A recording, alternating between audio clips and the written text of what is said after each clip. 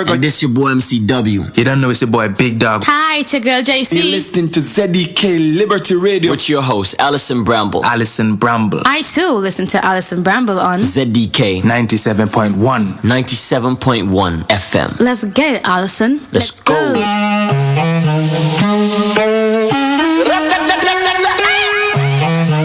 Agencia. First thing in the morning, when I wake up, thank God for life. Look in the mirror, say yes, I'm the best. Good morning, Antigua and Barbuda. How y'all doing this morning? You're locked into the big bad ZDK Live. Yes, I'm the best. 97.1 FM on this Tuesday. That's right, Tricky Tuesday. It's 10:01. You know what time it is. Blessed. No matter why you try, you could never be me, never I. Keep petting from the side. Let me take this thing well, worldwide. Never had to pretend, 10. I'm a 5 times 2, that's a 10. Now, I want to welcome you this morning to a very, very special show. I mean, last night I thought I had a particular interview set up and what have you. The next thing I know, it's all changed. So keep it locked on 97.1 FM. Now, this morning I've come in. I tell you what, it's like something has been trying not to allow me to come in this morning and do this interview. All right. And I say this interview because I've lost my glasses. I cannot find them, as I can just about see. Okay, I got stuck in the mud and had to literally maneuver myself out backwards and forwards. You know how it goes, rocking that bottom backwards and forwards. So I got stuck in the mud. But nonetheless and regardless, no weapon formed against you shall prosper. And this morning my guest is the delightful and of course the formidable Joanne Messiah, leader of the DNA. All right, and she's going to be joining us this morning. Now the floor is hers this morning, but I am going to be introducing her with my typical style and way when it comes to music. So everything has been taken aside this morning apart from one thing.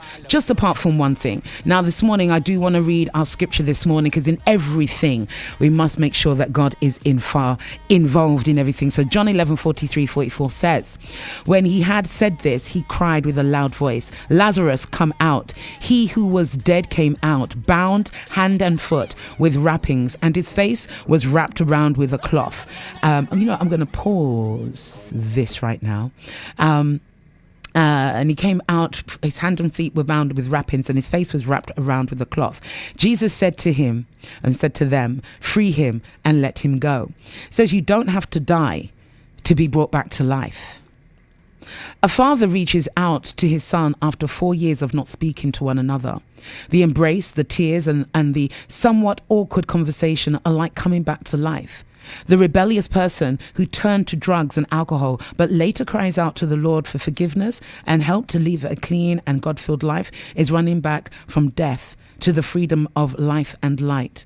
A man who humbly confesses his infidelity and asks his wife to give their marriage another chance, who hears the words, I forgive you, let's save our marriage, hears the sound of love and life being breathed back into that relationship. There are many ways we can kill our faith and our relationship with Jesus. They can all be summed up in one word though: sin. That is why we must stay closer to him, not stay away for days or even hours at a time. Jesus is our savior, our counselor, our life giver. No matter how you are living, if you are not living in faith and obedience to Jesus, you are dying a spiritual and eternal death. But you don't have to. Jesus can bring you back to life. Only he can give you the freedom to live now and for all eternity. Our prayer this morning: thank you for dying in my place. Thank you for setting me free from sin and death. I want to live for you and with you today, tomorrow, and forever.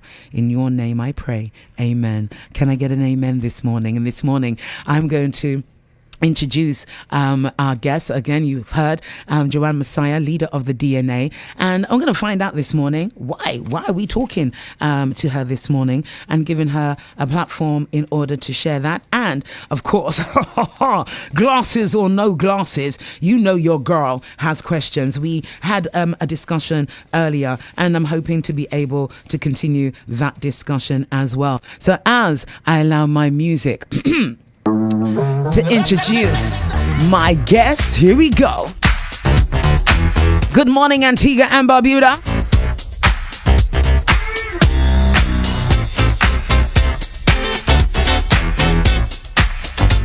Now, some people may feel this, and some people may not.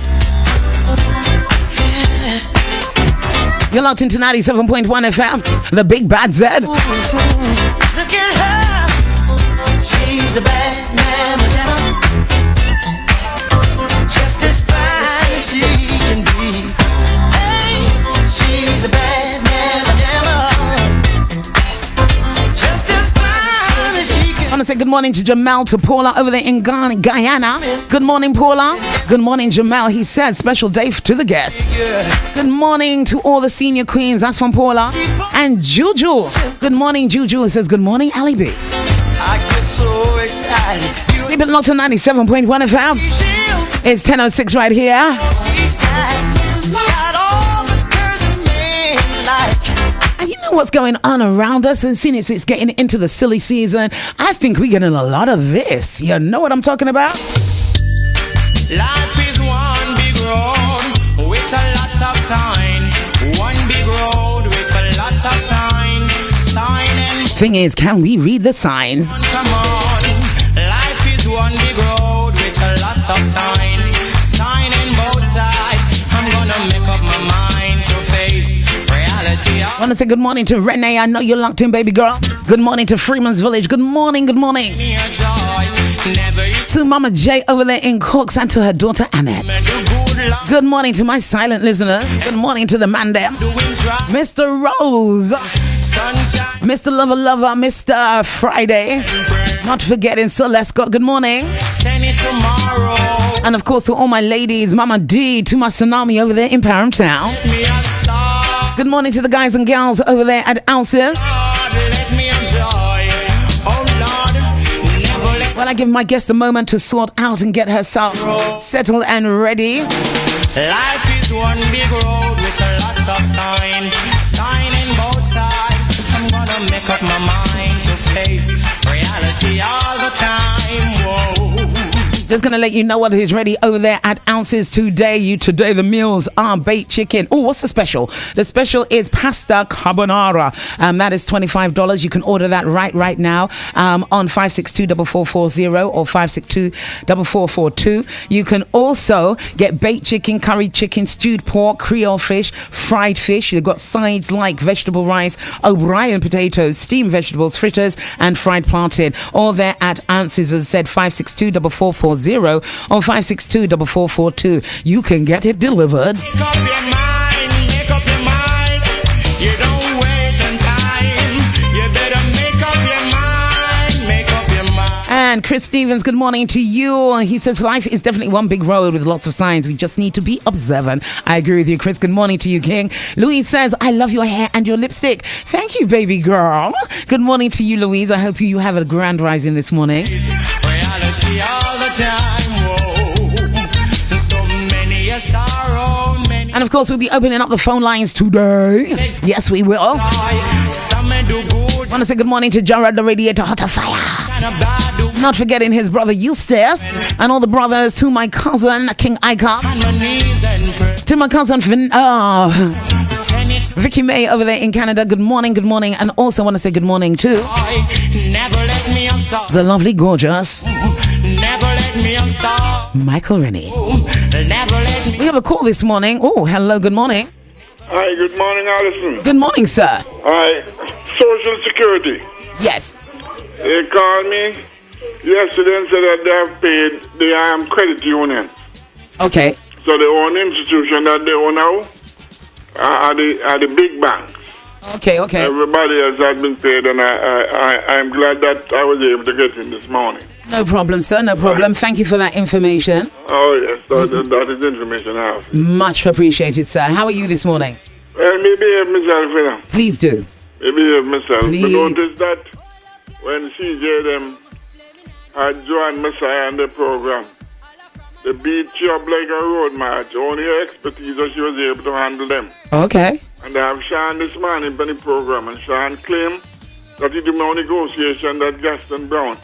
And none of them asked him if you pay the workers of them yet. If the salary is up to date.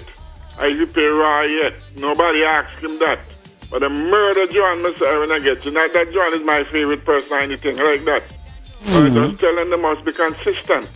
I hear They're you. not supposed to invite people on the program and embarrass them. I hear what you're saying, sir. But Sean is the one that started that this morning. And I'm surprised that Caesar did not ask him if he pay riot. Right? And if he pay the workers that are 3 months behind in the salaries. Which workers? Which workers are behind 3 months in salary, sir? Well, those are ZDK. And can you be more specifics in you know? Cause nobody up to date up to now. At one time, he was 3 months behind. Oh well, you know that. And at one time, he was paying people and they go Percival and the check bounce. Oh. How you say oh? No, I'm just saying. Oh, I'm just you know, I'm just wonder sometimes. I'm just telling you. Yeah. And when I get Joan, the bank here, difficult to ask. Short question this morning. Well, I have Well, I have my guest Joanne Messiah with me this morning. Yes, well, let me listen to Joanne. I'm going to intervene because I wanted to say about Social Security. And who's been paid? Just remind them who's been paid. All the credit unions. The only institution left now to be paid are the big banks. Okay. Everybody has received the money. Okay, thank you so much for your call. You too, sir. Have a good day.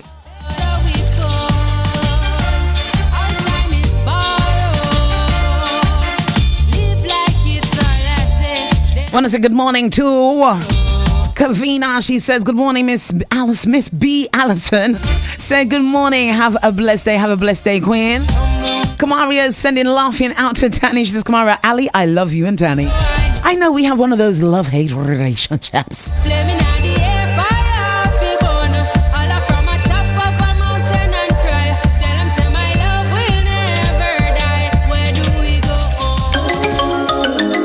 Now, I've often played this and thought of my guest. You know what I'm saying? She's the one and only here in Antigua and Barbuda, vying to be in the top seat for Antigua and Barbuda. Let's hear what she's got to say today. I depend on me and me bank book apart. Girl, I need boyfriend, but too real for you worry about fakeness. I'm not care about all who don't rate me.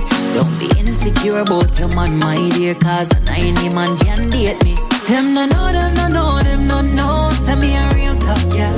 Them fi know me a real top girl, real top girl, real top girl. Me can do it natural. Them no know, them no know. Tell me a real top girl. Them fi know me a real top girl, real top girl, real top girl. Me can do it natural. Face pretty, me no need no filter. Real top girl a road, sharp like splinter. Me no wear girl clothes, me no pose in a rental.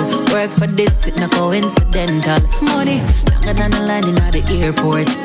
Eat them white like my Air Force, me a drip. On soon need a raincoat, creep up on them like police in a plain clothes. Them no know, them no know. Want to say good morning to Matthew. Good morning. Good morning to all our silent listeners at home and abroad. Good morning and a good afternoon to the United Kingdom.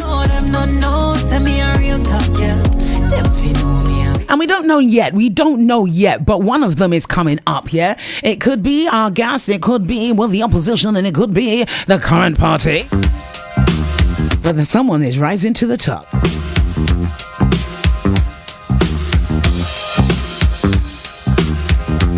You're locked into 97.1 FM with me, Ali B.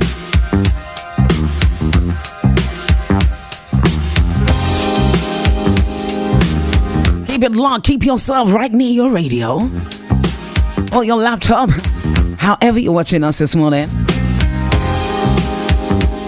Just set in the mood.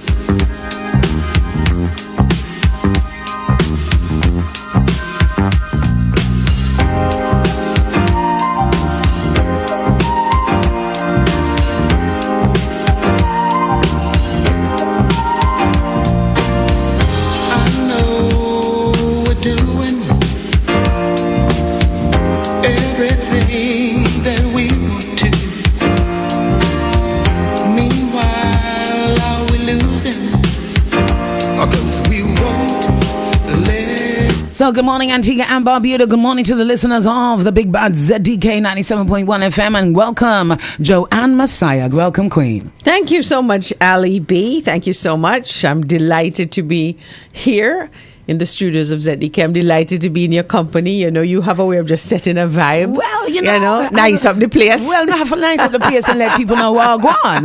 You know what I'm saying? So, yes. Monique is saying good morning to everyone here in Antigua and Barbuda. Morning. And welcome again. Thank you. Now, the last time we were together, we were going through, you know, we had talked about the departure of Miss Parker and Mr. Goodwin in regards to leaving the DNA. Yes. And at the moment, who knows where they may go. Yes. And you've also had another departure. Yes. I called him Gainsey. I just thought he was like granddad. You know what I'm saying? You're right, granddad. Good morning, Mr. It's Gainsworth, isn't it? Gates, Mr. Gatesworth. Good morning, sir. And how are you this morning? But there seems to be a lot of toing and throwing backwards, forwards between your party and the members who have departed. Yeah. So I want to let's kind of go back. Because I do feel people are still discussing this. And I thought this was done, dead, done, gone. You made a decision. Move on. You know, keep it moving. You go your way, and I'm going to continue to go mine. One of the questions I want to ask, and I know you've said it publicly already, how secure, how safe is the DNA? And with at one point in our discussion last time, and I wanted to pull you up on it but I want you to hear what you had to say. Mm-hmm. Now, it felt as though the discussion was going that people who are leaving or I may have left may well have their intelligence there, we're kind of questioned in a sense. And I want to know what's going on. I mean, is anyone else leaving? Are you guys good? Have you got any more rats, about to jump ship? You being the captain, you've got to be the last to go.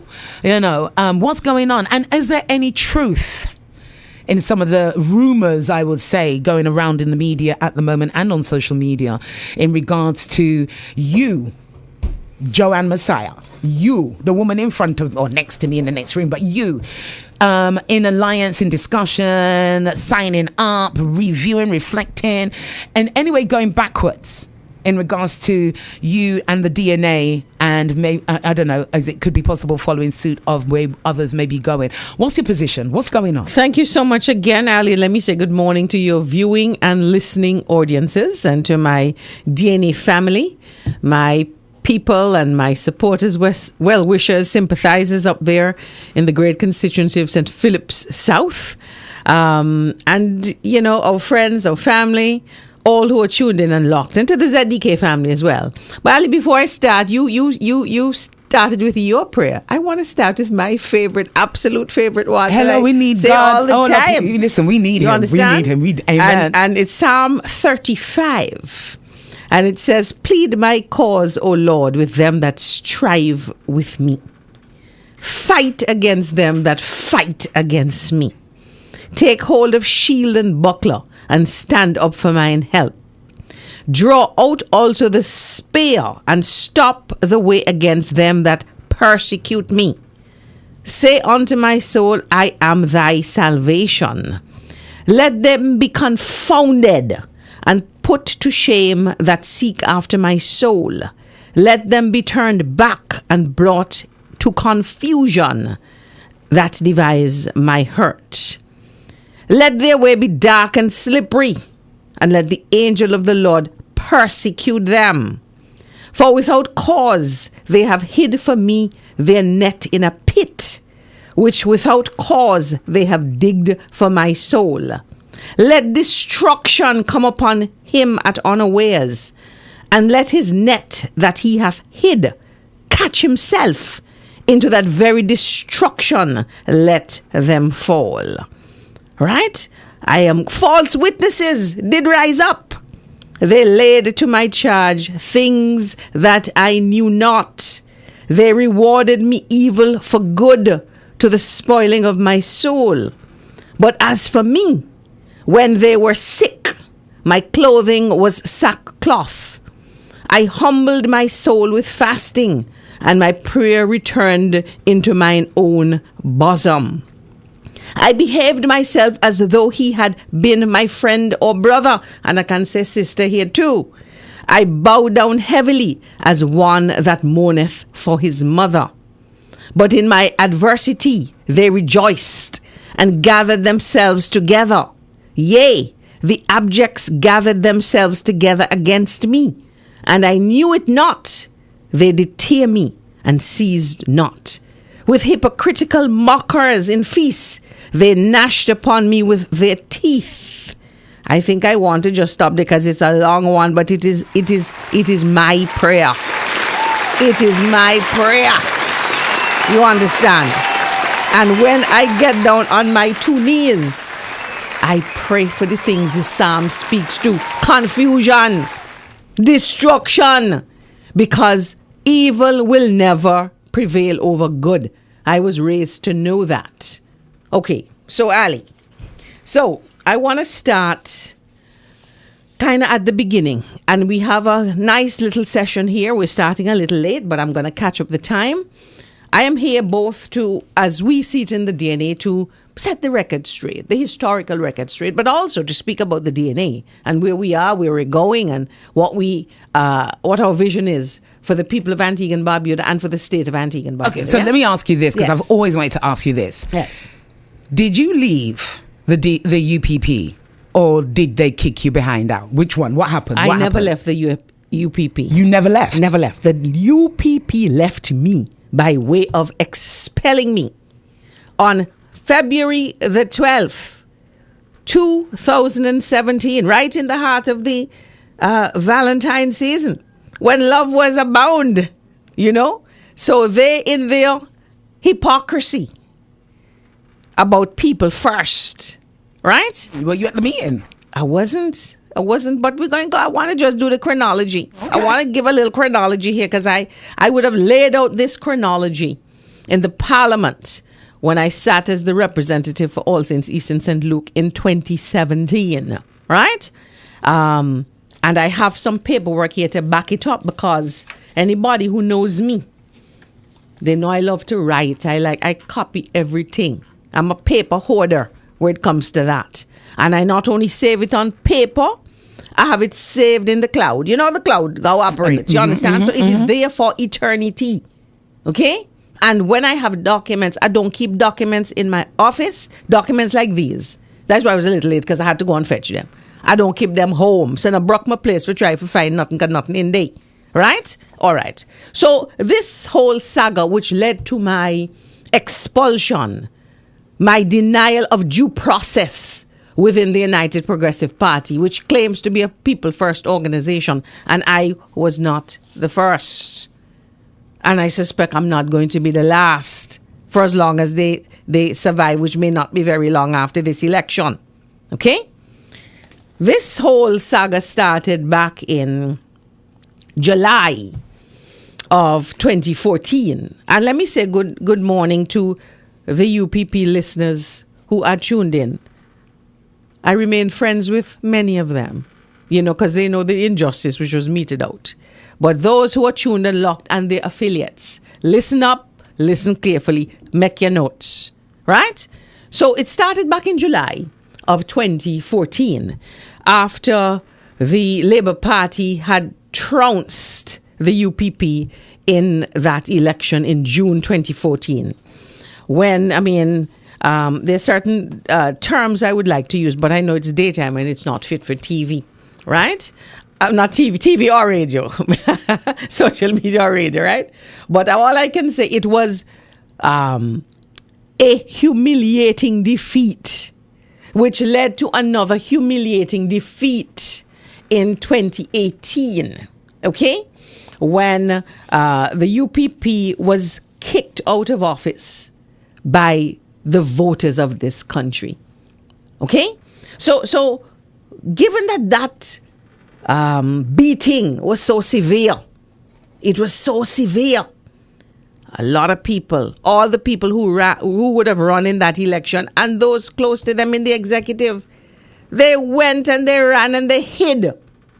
You understand? The campaign headquarters was that building which is northwest of Little Canton right now. Okay. It was owned by the Bargain Center group of companies at that time. And at that time, following that beating, that whooping in the behind, There were 4 people. You can say, they got the air kick. They got the Right? There were 4 people who consistently showed up there every day. The then Prime Minister, Harold Lovell, Joanne Messiah, Edmund Mansour, and Miss Shireen Brooke. She was the secretary. Day in, day out. Not knowing, what are we going to do? I guess the others were too ashamed to lift their faces in the public. Right? And after a couple weeks and so on, one day as I was leaving, we just stayed for a couple hours, maybe, just talking and so on, what the future would look like and so on and so on.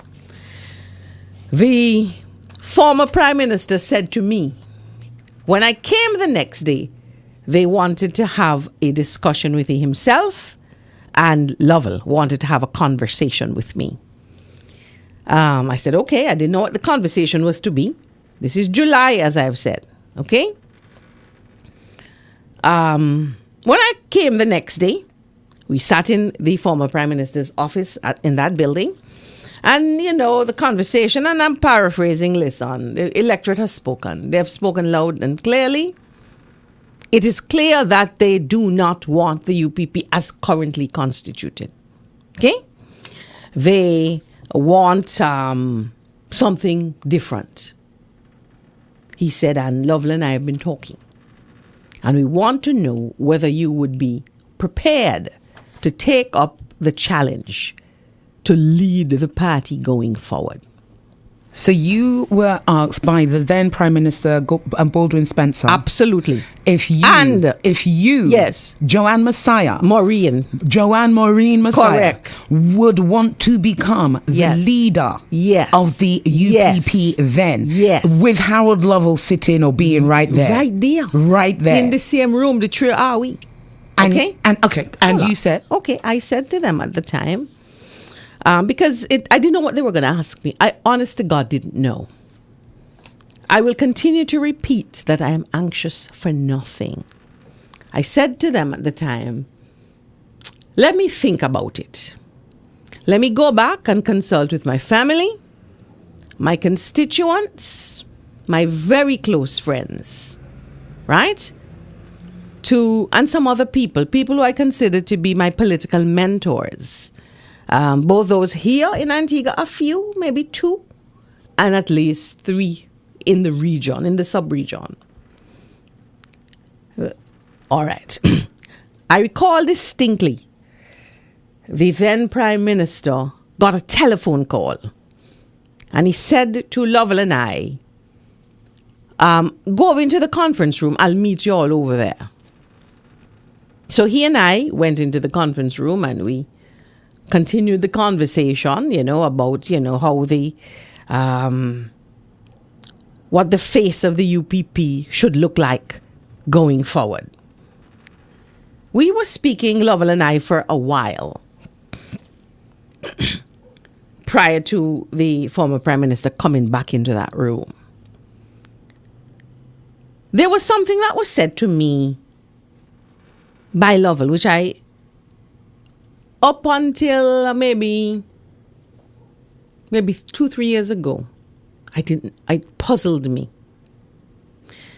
And he said to me, if you're going to do this, Joanne, the party is going to give you all the support. If you're going to do this, there are some business people who we would need to introduce you to, because they need to get to know you a bit better.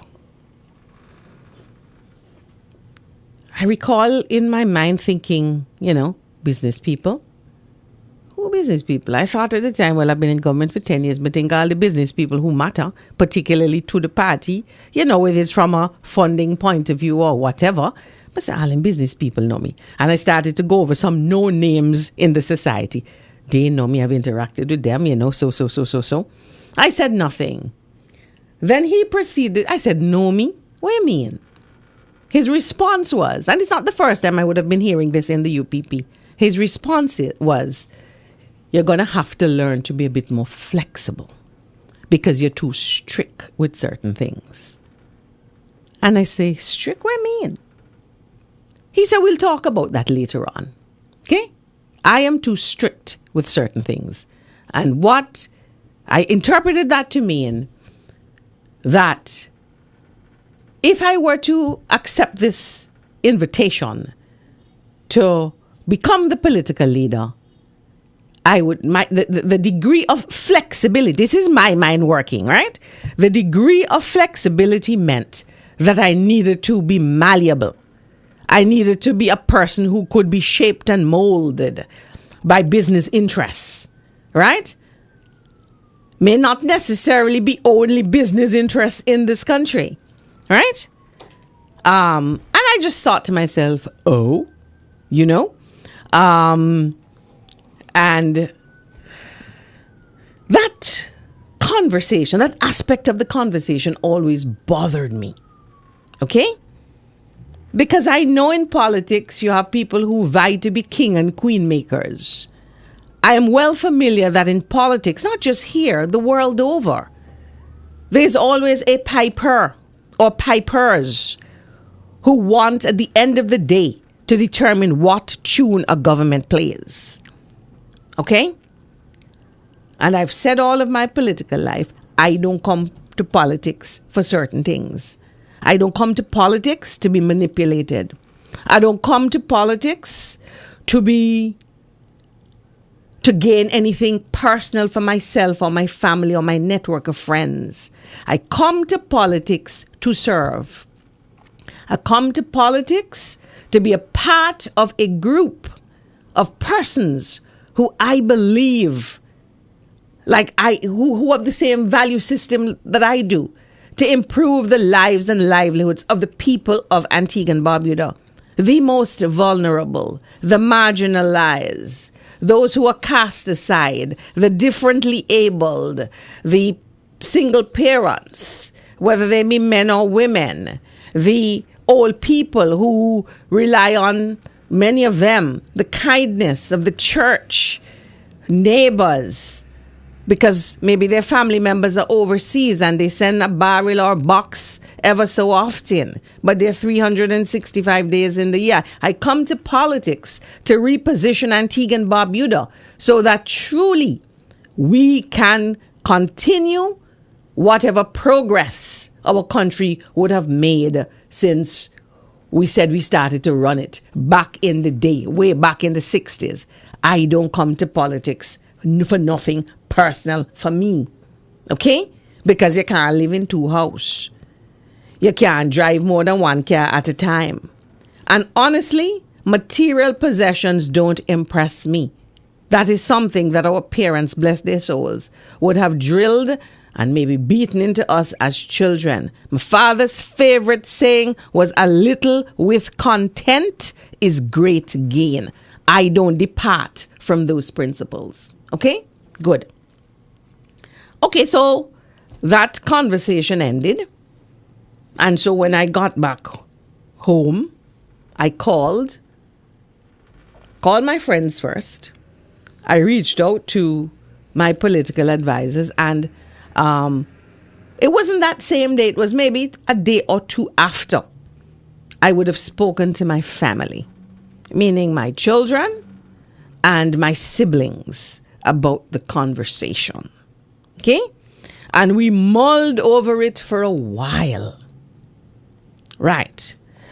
Okay. I then began to, with my friends and my advisors, I said, well, how are we going to do this? And I believe a subsequent conversation took place. He said, well, how are we going to deal with that transition? Okay? And they said, don't worry, we will deal with it. And that conversation just kind of ended there. Right? Next conversation, I said, okay, I think I'll take up this challenge. I would have considered it. And a while had passed, okay? All right. I recall that I think it was approaching independence.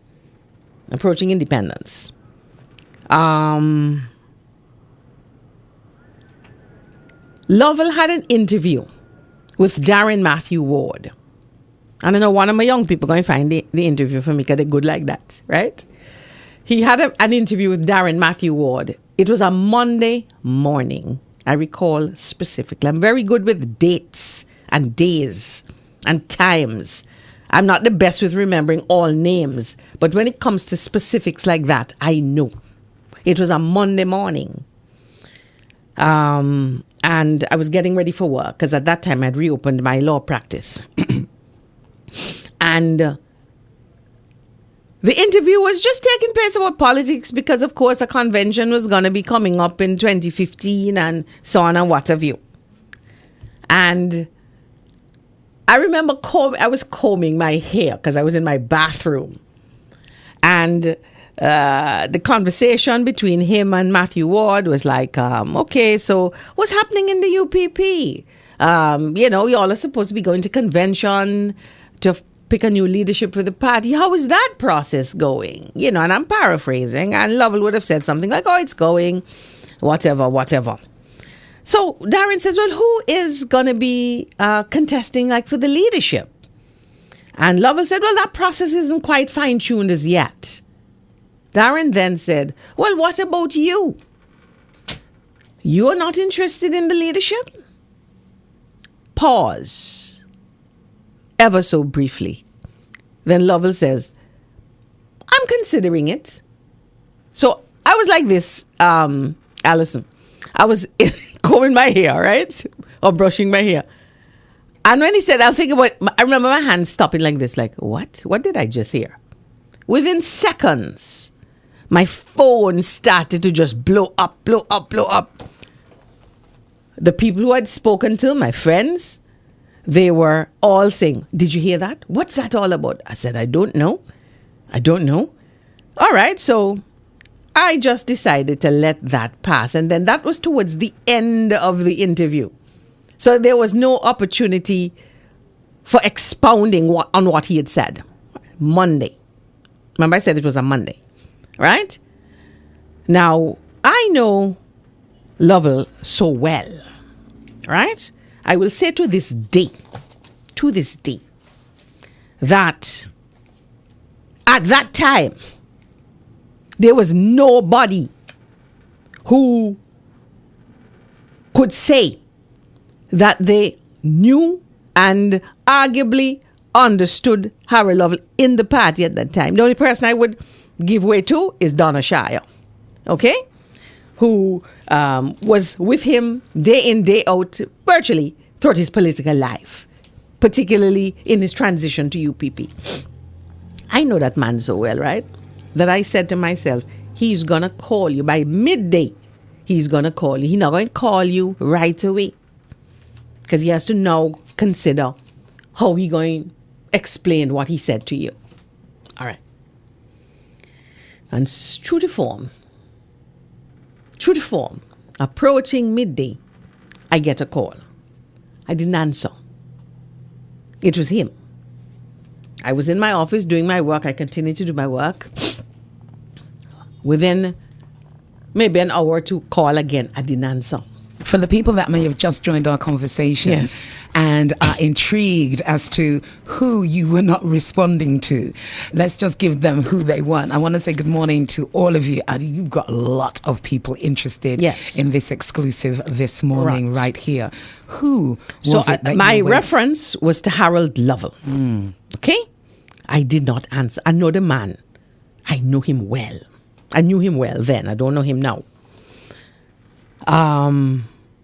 And let me just put that into context. I say I know him well because of all the people in the party at that time. I think I can say without fear of contradiction that he trusted no one but me. Nobody.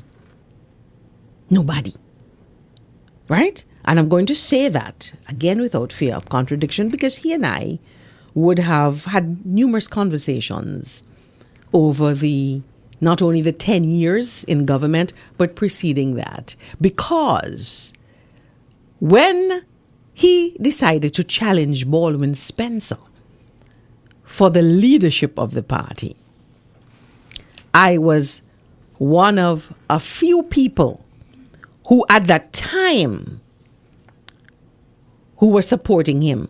It would have been at the time Melford Nicholas, Glentis Goodwin, Chaku, Donna, Joanne Messiah, and one or two others.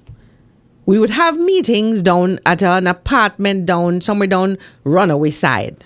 Okay? And I recall, it's a phrase I always use, and we would use in a kind of joking way, that I think the country knows how that ended. Okay? It didn't end well.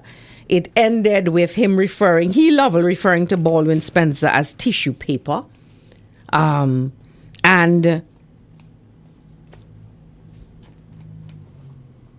maybe it is how most leaders handle situations of conflict.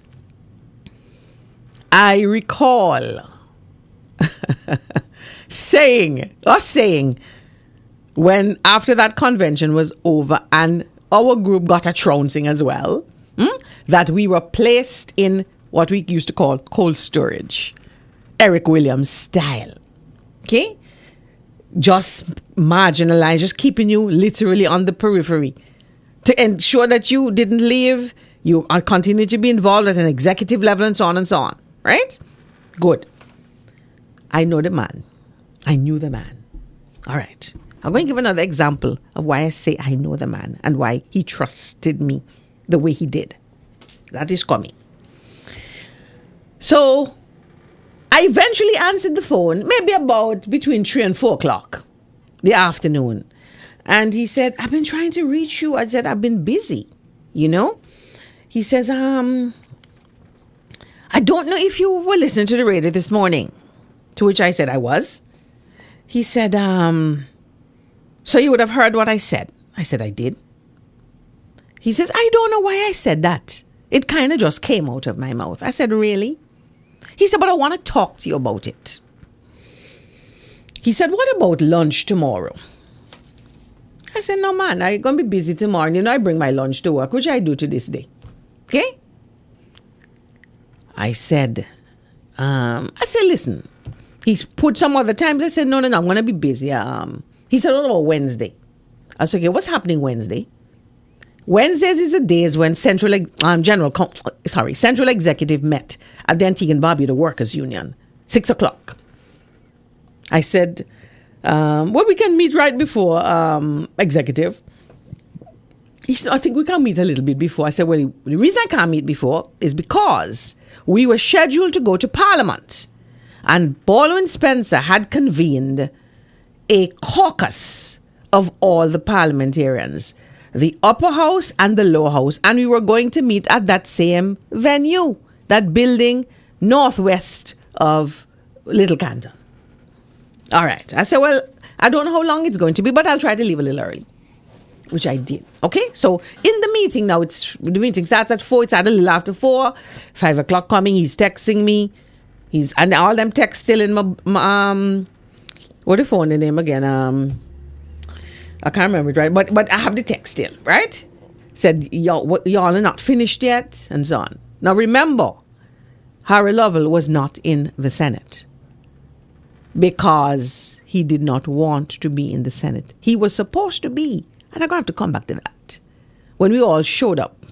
No, I'm going to come back to that. Let me finish the story. Right.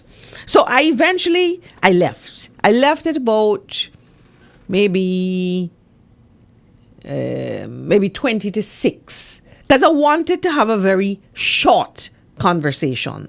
I didn't want it on a long explanation.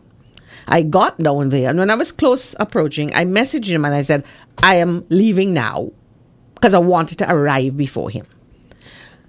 When I got there, I parked at an area on Newgate Street where I would not ordinarily have parked. Because, sometimes you go a place, everybody have a spot for themselves and so on. But I parked in an area where I could see when he was approaching. He arrived, I saw him go upstairs, and I stayed in my car for a while. And then he messaged me, said, you're here yet? Are you close? I said, I'm actually downstairs. He said, well, come up now. I said, I'm coming. And I went up. Now, at that time, I don't know what happens now, the venue was always set up like in a half moon. When I got, he turned 2 chairs facing each other. He was already seated. I sat down. And he said, listen, Joanne, I want to just explain to you what happened yesterday. On Monday, I really don't know why I said that, but you know what? Since we spoke, he and his wife had gone to St. Lucia for a holiday, a little mini vacation. And while there, he had an audience with Dr. Kenny Anthony, with whom he went to law school in England. And they remained friends. And he said he told Kenny Anthony that he was coming out of politics. He'd been in politics so long, he can't believe how City East people treat him. Blah, blah, blah. He's coming out of politics, you know. He's going to focus on his family life and blah, blah, blah. To which he says, Kenny Anthony told him, this is what he's telling me. No, man, you can't come out of politics. You get a whooping, you can't come out of politics. You have to go back. And Kenny Anthony, he said, persuaded him not to come out of politics. I said to him, but if Kenny Anthony tell you so and you decided to do it, I said, why could you not pick up the phone and tell me, I've had a change of heart, Joanne. I now want to contest for the leadership of the party. That's an easy conversation to have with me. You and I are friends. You know, I'm one person in whom you confide in the party. We could have had that conversation. And he said he doesn't know why he didn't tell me. Would it have been an easy conversation to have? You're standing in front of the Prime Minister, yourself and Harold Lovell, in a meeting. The Prime Minister comes to you. No, that happened after. This change of heart happened after. No, I'm saying, but this, but this, okay. Like, and in front of you, you've been asked to consider. Correct. To be the leader of the UPP. Yes. In front of Harold Lovell. Yes. He's then, how do you think he felt? I mean, come on now. How do you think he said he coming out, you're not supposed to feel no way. He said coming out. He said he was coming. They were all coming out of politics. So he said it takes a vacation and a visit to one individual that he hasn't seen maybe for a little while to now persuade him to reconsider his, not only his political life, but to now head for to fight. And when you said earlier in regards to challenging the then Prime Minister Baldwin Spencer in regards to the leadership of the party, was he not in essence also challenging you? No, but there was no challenge. It was an invitation to consider assuming the leadership of the party. There was no challenge. I didn't get up and say, I'm going to challenge Baldwin Spencer. No, not you. Sorry. Not you. Before. Yeah, but yeah. Say the question again. And does it not, you know, when you said that he was challenging or going to challenge Baldwin Spencer for the leadership of back in 2002. Yes. Could that not then have been seen then as a challenge to you? Because the actual Prime Minister came to you. I guess. Listen, that's a whole other. Now we've got a lot of people. That's a whole other commenting this morning. And we're going to take a break because you're coughing. Okay. Your mouth needs a little water. Yes. And I need to, before we go to break, you've got Annette says, good morning, Alison, and all the listeners she's listening in from Lauderdale. Yes. Jamal, when you talked about the hiding, he said, hide. And he also mentioned the lodge man. Yes. And Donna says Odebrecht. She's laughing, and then Faustina's joining us as well. Donna Chaya says lunch and dinner when he wants to cover his deeds. She also reminds you it was the BlackBerry phone. The BlackBerry phone. Thank you, Donna. Thank you. Denise the BlackBerry says she's phone. Intrigued, and Tanisha Jeffrey is joining and saying very intrigued indeed. Yes. Denise says exactly, and Donna says a double-minded man is unstable in all his ways and cannot be trusted. Yes. Denise also says we need Kenny's side of the story. Ava Otto getting some insight into Lovell's character, and they are intrigued as well. You all need to behave. We're going to take a quick break. When we come back after this break, we are going to be talking again to Joanne Messiah, leader of the DNA, and more revelations to come. Do not touch that dial. And this your boy MCW. You don't know it's your boy Big Dog. Hi, it's your girl You're JC. listening to ZDK Liberty Radio. With your host, Alison Bramble. Alison Bramble. I too listen to Alison Bramble on ZDK 97.1. 97.1 FM. Let's get it, Alison. Let's go.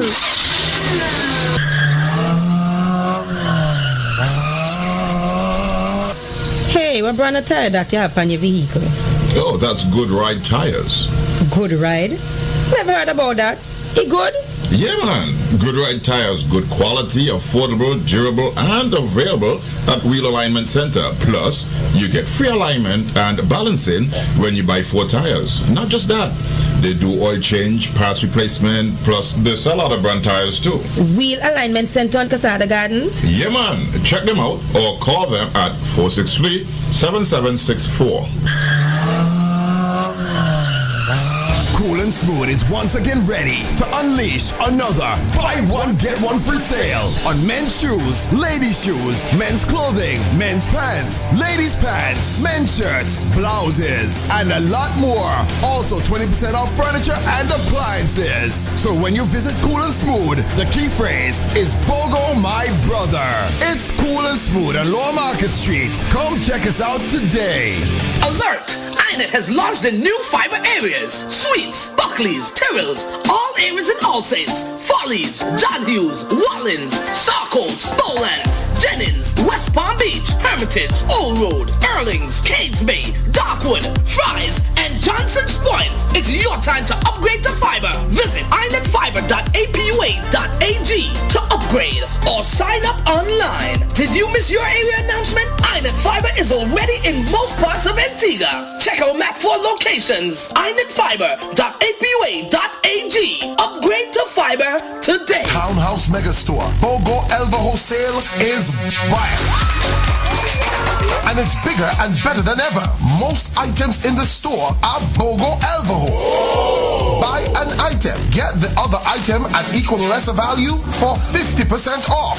Housewares, small and large appliances, furniture, and many, many more. Most items? Yes, most items. Some items have really low specials. Great quality items at unbelievably low prices. And remember, the more you buy, the greater your chance to win a Townhouse Megastore, your home superstore.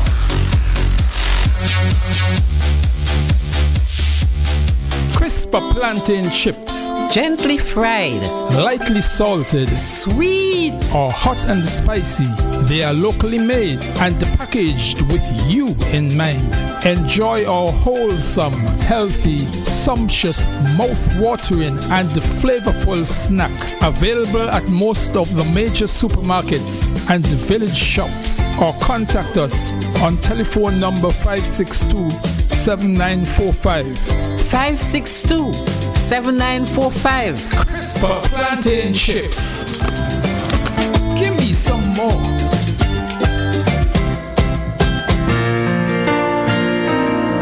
Hello everyone. A new program is coming to ZDK called The Bible Says. It begins on Friday, December 2 and will be aired on Fridays from 8 p.m. to 9 p.m. and on Sundays from 4:30 to 6 p.m. Hi, I'm Hensworth. And I'm Shanice. Hensworth and I will be your hosts. This program is specifically designed to give you a practical guidance in daily living. Did you know that the Bible was designed by God to address all issues that affect human beings? So regardless of your interests and concerns in life, the Bible has solutions to all human problems.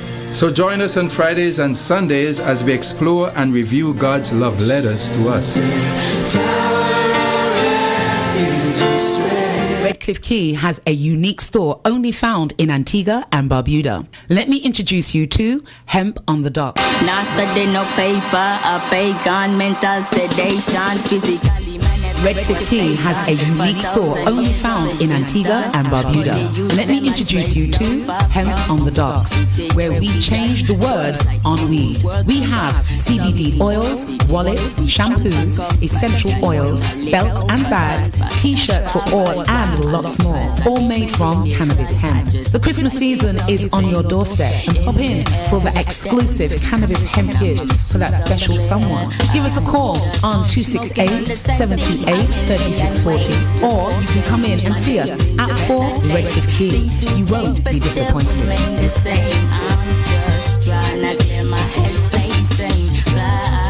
This is Romain Virgo. And this your boy MCW. You don't know it's your boy Big Dog. Hi, it's your girl JC. You're listening to ZDK Liberty Radio. With your host, Alison Bramble. Alison Bramble. I too listen to Alison Bramble on ZDK 97.1.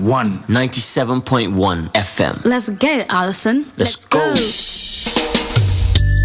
Welcome back to 97.1 FM, and we have Joanne Messiah, the leader of the DNA, in the studio. Welcome back to our listeners, our silent listeners, and of course to the intrigue. And, ooh, I'm telling you, it is getting hot in here. It is getting hot in here. Marva says to Denise, behave. And Marva says, yes, we do. We need to behave. Good morning and welcome back to the story as it unfolds into the development of the DNA and the challenges of the leadership of the UPP. Now, I'm actually quite surprised. I mean, I am taken aback completely.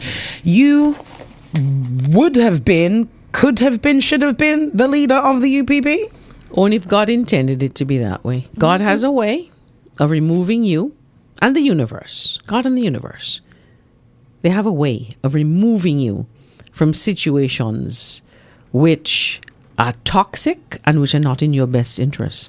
And similarly, they have a way of removing people from around you who they know in their hearts are not either for you, do not share your vision, or no longer share your vision, and just can't pretend anymore. But let me get back to the story.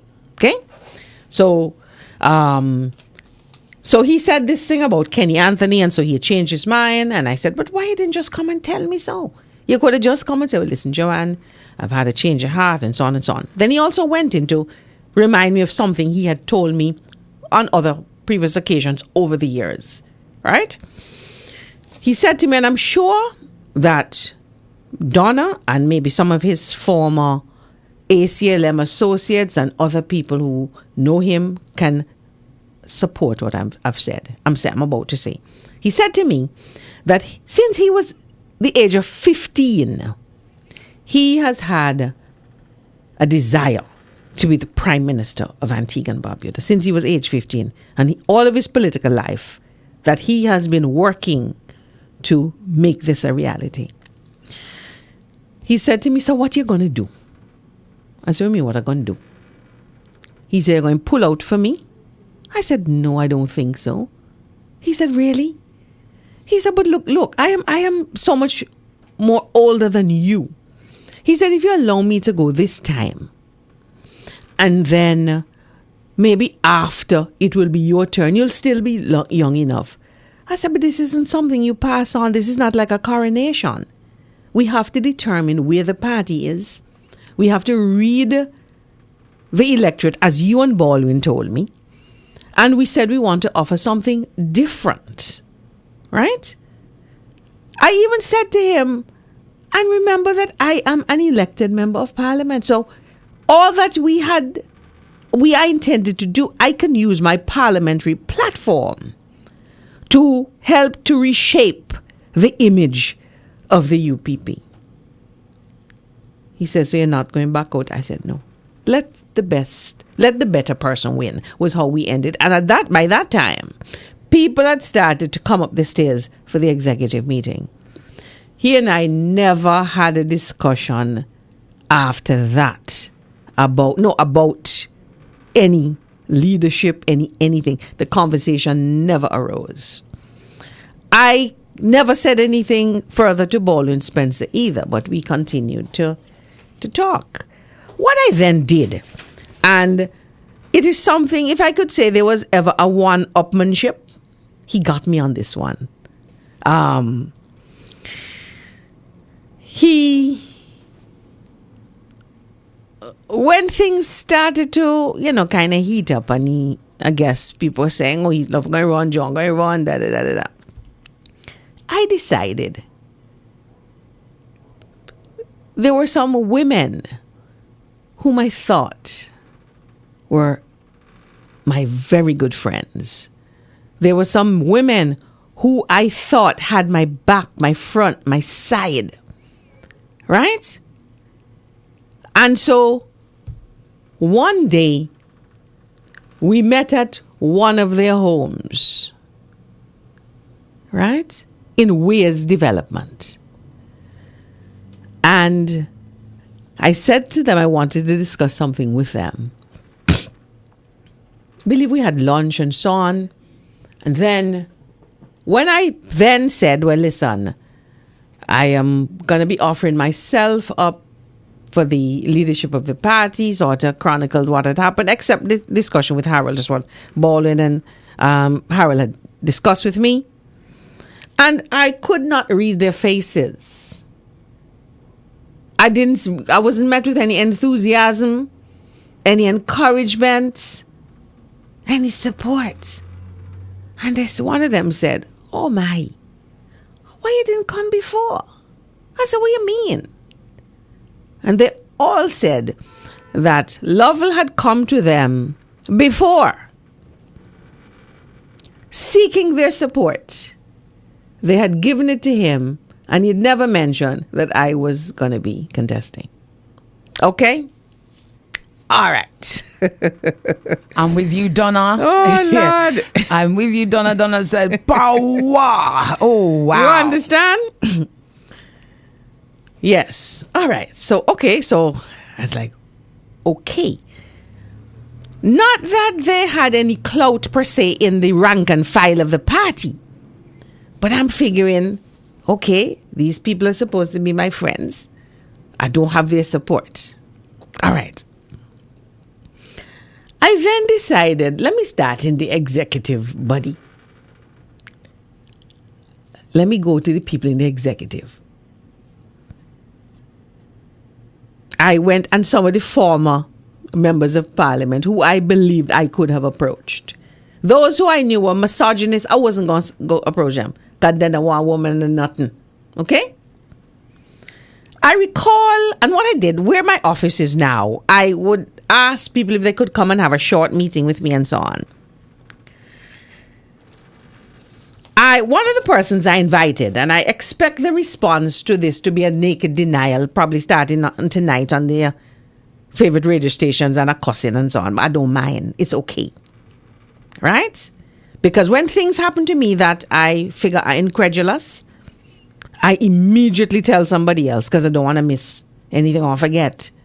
And the first person I recall telling was one of my secretaries. Okay? I recall one day inviting the former Minister of Education to my office for a meeting. Sorry? Who's the former education minister? That is Jackie Quinn Leandro. Oh, Jackie Quinn. And she obliged me. She came, and I remember there's a round table in my office, and we sat at the round table. And I told her that I was going to be offering myself as the leader for the leadership of the party. That, again, this was coming by an invitation from the then Prime Minister and Lovell, and what had transpired. And again, I got that look, like that incredulous look. How did that make you feel at this point? You've gone to close friends, you've gone to the executive, and now you've gone. How was that starting to make you feel in regards to seeking support? I began to think, listen, this, even if this Kenny Anthony story were true, I began to say, but this man has been making the rounds for weeks now. Before the interview. So how long before after his vacation was that in with all this going around and talking to gaining support? It was just weeks, just a few weeks. It wasn't even a month, based on my recollection, right? Given the time frame with the interview and so on, right? Okay. So I'm figuring, here am I as a woman going to women who for all of my political life and their involvement, they have said, oh, we have to support women. We have to champion women, and women in leadership is a good thing. I would have attended workshops and seminars sponsored by the OAS and CWIL and all kinds of things, okay? So I had this conversation. And she said to me, well, Harold had already approached her as well. Right? And I can laugh now, right? And she said to me, and I hope she remembers, she said this to me, and I hope her Christian upbringing will guide her not to be untruthful and say we did not have this conversation. Right? In fact, I think I did write it down in one of them big book I have. She said to me, she wished I had approached her earlier. And in order for her to consider me, I would have to I'd have to give her certain undertakings. I was like what? She said, well, if I were to support you and you would win, and I know you're listening, so can listen up, Miss Quinn, listen very carefully. What she said to me was that if she supported me, she gave me her support, I would have to agree that I would appoint her if we won the elections. I would appoint her to the Senate to be the lead of government business in the Senate. That she would have to be a senior member in the cabinet, and she would want to be reappointed as Minister of Education because she had not yet finished or completed her agenda for education reform. Miss Quinn, I hope you remember we had that conversation. Okay? And I recall saying, so I said, I don't know that I can make these promises at this time. Right? Because I'm not a person, I'm not a leader or a politician who tell people what they want to hear. Okay? This is why now, from what I'm hearing and understanding and people telling me, the leader of the UPP has promised about 40 people that they're going to be senators when they win the election. And you can only get 10. Okay? I don't tell people what they want to hear. I said, well, let's cross that bridge when we get to it now. And I said to her, so did Harold promise or give you that undertaking? She said, yes. The conversation ended. I thanked her for coming and so on and so on and so on. Anyway, let me fast forward. The next thing we hear is that Lovell produced a slate. Never before had we had a slate in the DNA when it came to convention, because of the view that slates are divisive. And if you are having an internal party process, you don't want to have any break, any falling out, any fraction in the party, right? Usually what had happened in my experience, all the positions are open, different people, if you're interested in becoming the general secretary, you write your letter, you send it to the party, and your name goes down and so on and so on. If you want to become the PRO, same thing. Leader, same thing. There's been no slate. There wasn't even a slate, an official slate, when he would have challenged Baldwin Spencer. Okay? So he comes out with a slate. And I see on the slate some of the people who I had approached, who I thought were my close friends. Okay? All right, be that as it may.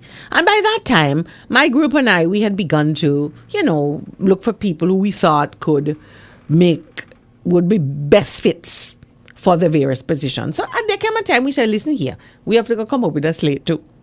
Okay? So we came up with a slate.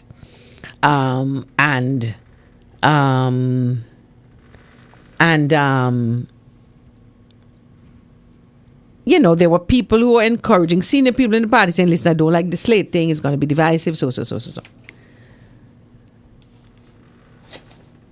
There came a time. All right. So the convention was to be in May.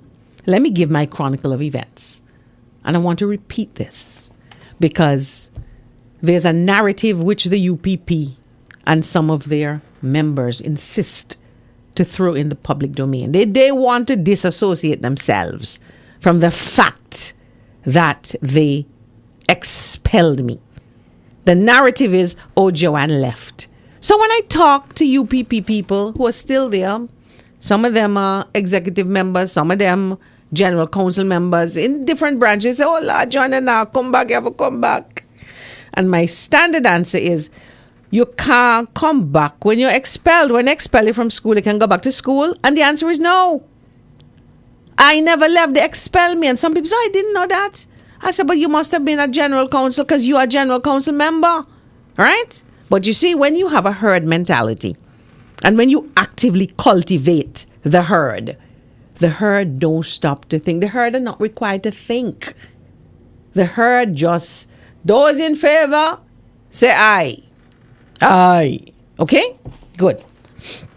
And what I learned from V.C. Bird, the late Sir V.C. Bird, father of the nation, is that repetition is good in politics because people will forget. This is why I'm going to say the story about the Widdy Bush last generations. You understand? Okay, good. So January 15th, 2015, I made an announcement of my intention to contest for the position of leadership at the 2015 UPP convention. I remember after I made that announcement, receiving a call from the former Prime Minister. And when I said hello, he had a chuckle. He was laughing. Right? And he said to me, but you're not easy, you know. You're not easy. Because remember, Lovell had already had it parading in the public. So I guess with his announcement, I was supposed to say, well, it's over and it's done. March 12th, 2015, because we're going down now to the convention. So branches have to be organized. They have to pick their delegates. So on the 12th of March, we had an annual general meeting in All Saints East and St. Luke, which resulted in the election of a new branch executive and the general council members. Now, the former branch chairman, one Mr. Dion Brown, he was squarely in Lovell's corner. Now, what they had been doing, they were going around to the different branches to ensure that those persons who were elected would be squarely behind Lovell.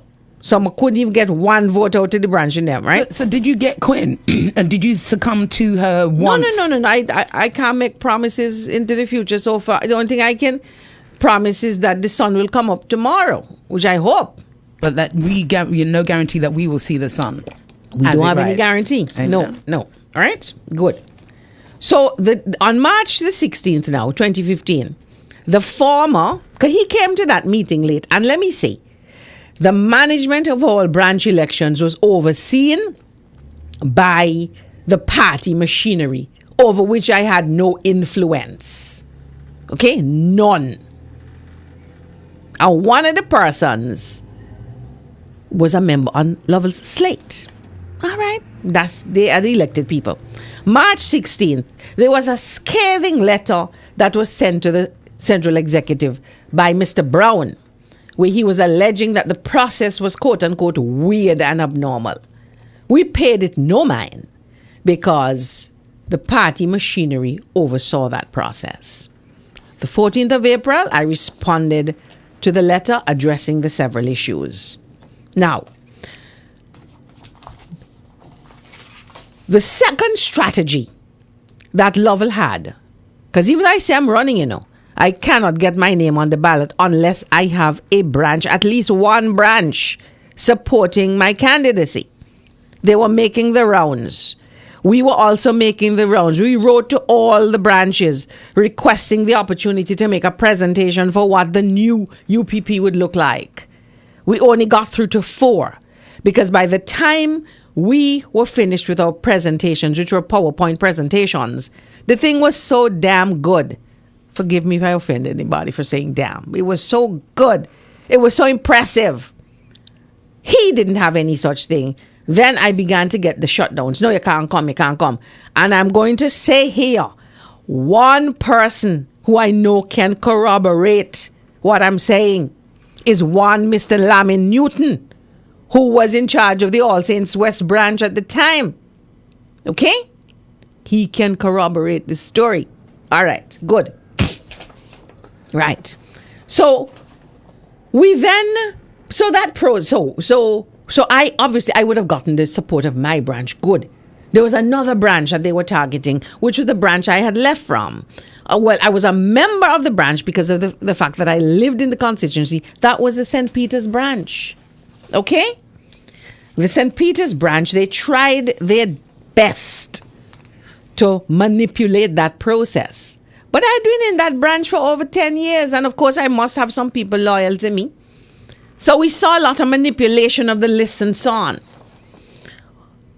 People fighting nearly broke out of the branch because you had two people whose names appeared on the branch list who had never joined the branch, certainly at the branch level. In any event, despite the manipulations, persons got elected and I got nominated from that branch because the intention was to so manipulate the process that I could not even get a nomination. So that way he would have gone clear. Okay? Right. So then we said, can we have the list? And I would have said this a couple times. So we were denied access to the voters list, the delegates list. When I challenged it, a lot of manipulation took place. And I really hope some of them people that he has since bad played, including Courtright Marshall, could have the decency and the honesty to say this is true. Okay? All right. So on the 4th of May, the convention was slated for the 16th and 17th of May 2015. On the 4th of May, because we were having so much difficulty accessing that list, getting that list to know who to campaign to, we decided we were going to withdraw. So we withdrew. We sent a letter and we withdrew. We said we're not contesting any position. You want to be coronated? Take the coronation. The 5th of May, we held a press conference at Heritage Hotel at the time to explain why we withdrew. That caused a whole firestorm. Right? On the 3rd of September, I got an invitation to meet with a leadership group of the party. All right. I attended, and I eventually had to leave. On the 4th of September, I received a letter from Sean Nicholas, who was the General Secretary, because I had a NOVAN from the election, which I was using for constituency purposes and so on, right? Requesting that I return the NOVAN by September the 11th. Okay? On September the 9th, the political leader, Mr. Lovell, names his shadow spokespersons.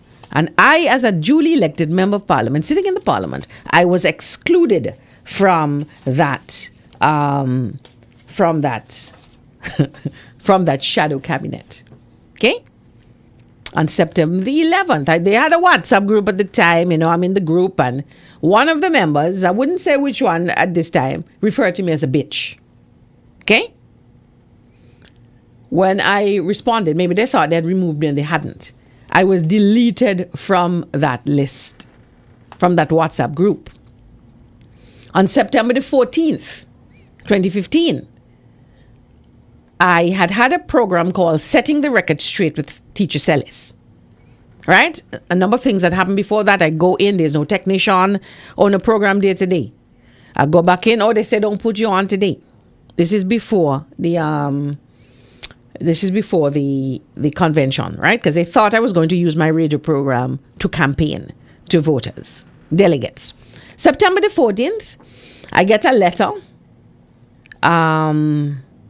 stating that my program was being pulled from Crusader Radio. No explanation.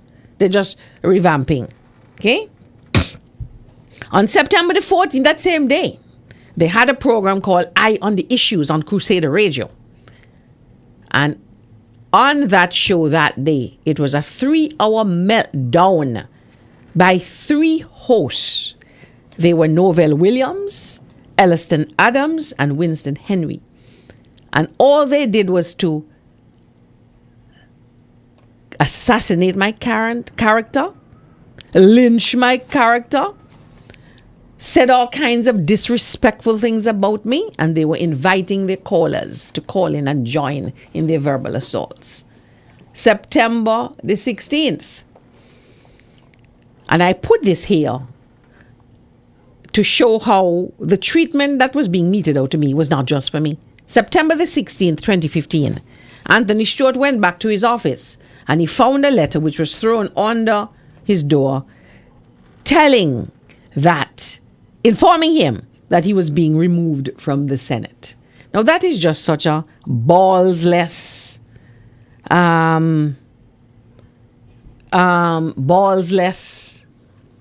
act of cowardice.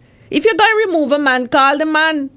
Tell him you're removing him. I think I said Heritage Hotel. It was City View, not Heritage, it was City View Hotel where we had the press conference, okay? All right. So on September the 21st, I wrote to the political leader Harley letters, and them right here, outlining issues I thought needed to be resolved. All right.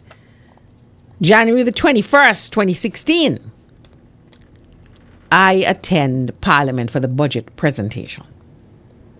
January the 24th, Lovell in an interview refers to me as a traitor. January the 22nd, I call publicly. I go in the public domain and I ask him for a public apology for calling me a traitor. Nothing has happened to date. Right?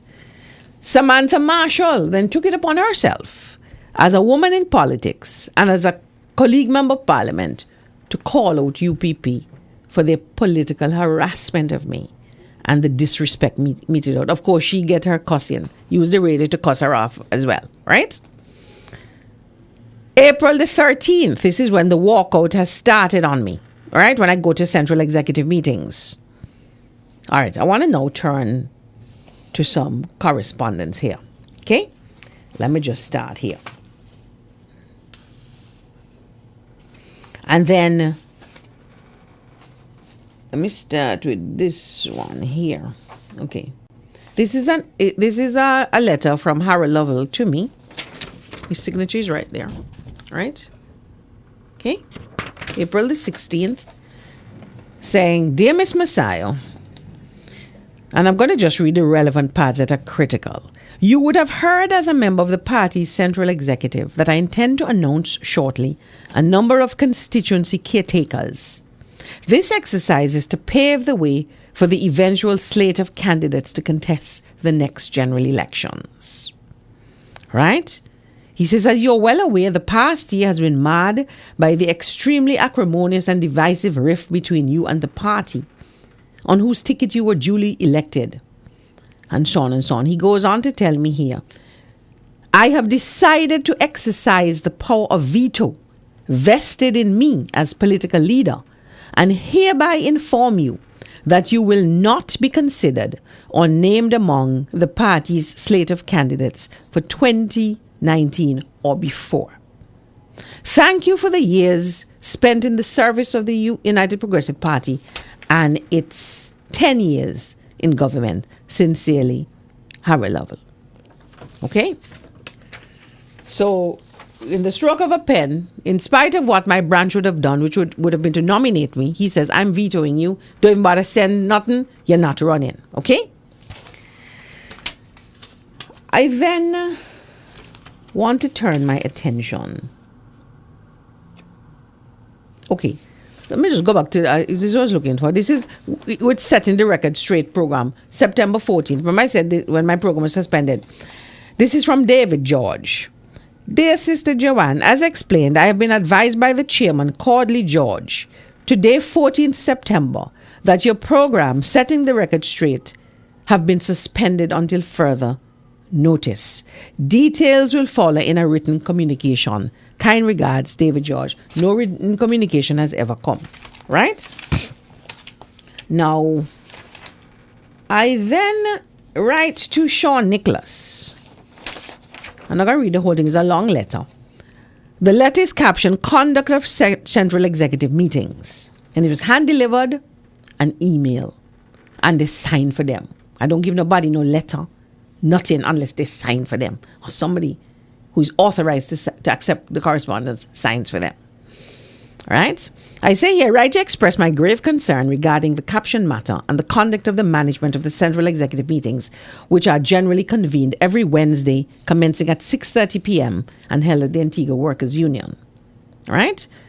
I say here, let's read this other paragraph. On April 13th and 20th, 2016, I attended the scheduled meetings of the Central Executive. However, some rather strange events unfolded for which I am requesting an explanation. On April 13th, 2016, the said meeting commenced late, close to 7 p.m., and was held downstairs, the Antigua and Barbuda Workers' Union. After prayers were said and absences were received, I noticed that there was a gradual departure from the meeting by members present without any notice given to the chairman. Shortly thereafter, one of the members came back into the room, identified members by name, and summoned them to come outside. They all complied. After some minutes, others followed until there were only 4 members left, namely Brother Chester Hughes, the chairman, Sister Kima Benjamin, and I. At approximately 7:40, I observed that the chairman packed her belongings and exited the room. At no time did she announce that the meeting was adjourned or had moved to another location. At approximately 7:50 p.m., Brother Hughes stated to me that given the absence of other members, it was obvious that there would be no meeting. Consequently, I left the building at 7:50. On my way out, I heard voices upstairs in what appeared to be a meeting or discussion, and observed further that the vehicles driven by the members were still parked outside. On Thursday, 14th April, I learned via both electronic media and correspondence from the political leader that a decision was made, quote, that you will not be considered or named among the party's slate of candidates for 2019 or before. On April 20th, 2016, I attended the Central Executive meetings, having arrived at approximately 7:15. Upon my arrival, a presentation was being made by a certain staff of Crusader Broadcasting and Publications Limited. After the presentation was completed, I observed that certain members began to exit the room. However, you, as General Secretary, proceeded to read correspondences which had been received. Having completed same, Brother Leon Chakusimister arrived at the meeting holding a box, and as he ended, began to shout, quote, "A joke I make, a joke I make, a joke I make. Nigga go laugh at you. Nigga go laugh at you." He dropped the box on the floor, turned to exit, and continued shouting, "A joke I make. Nigga go laugh at you." He repeated this about 10 times until his voice was no longer audible. After his exit, other members left the meeting. At that point, there were approximately 12 members remaining in the meeting. Within minutes thereafter, the political leader stated that it was obvious that, quote, "a majority of persons have left the meeting for obvious reasons." He continued, end quote. He continued to state that, quote, "for those persons who are not aware, the members refused to sit in a meeting with Sister Messiah. Hence, I think we should adjourn the meeting," end quote. The meeting then adjourned. As I left, I observed that the members who had left the meeting had congregated across the street and appeared to be in a caucus. The next morning, being Thursday, April 21st, 2021, I received a notification from WhatsApp that I had been removed from the Central Executive group chat by the administrator. Madam's General Secretary, I'm truly perplexed at the foregoing behavior of the members of the Central Executive, many of whom represent the leadership of our party. Surely this type of conduct reflects a high degree of political and general immaturity and can be described as, quote, picking-nigger politics, end quote. As you're aware, as a senior member of the party and an elected member of parliament, I am automatically a member of the Central Executive and Leadership Group. As a critical organ of our party, is this how the Central Executive expects to conduct its meetings going forward? How will the business of the party be conducted if the Central Executive is aborted whenever I am present? Is our party a serious political organization? Should our members and the public take the United Progressive Party seriously given the demonstrated infantile behavior? Lastly, following the conclusion of the 2015 Biennial Convention, the new executive decided that it would communicate with its members via WhatsApp group chat.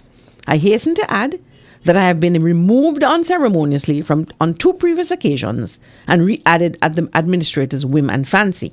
Are we serious? Kindly advise how the party intends to communicate with me on issues concerning the party, and particularly the Central Executive, given that I have again been unceremoniously removed from the principal method of communications between the Central Executive and its members.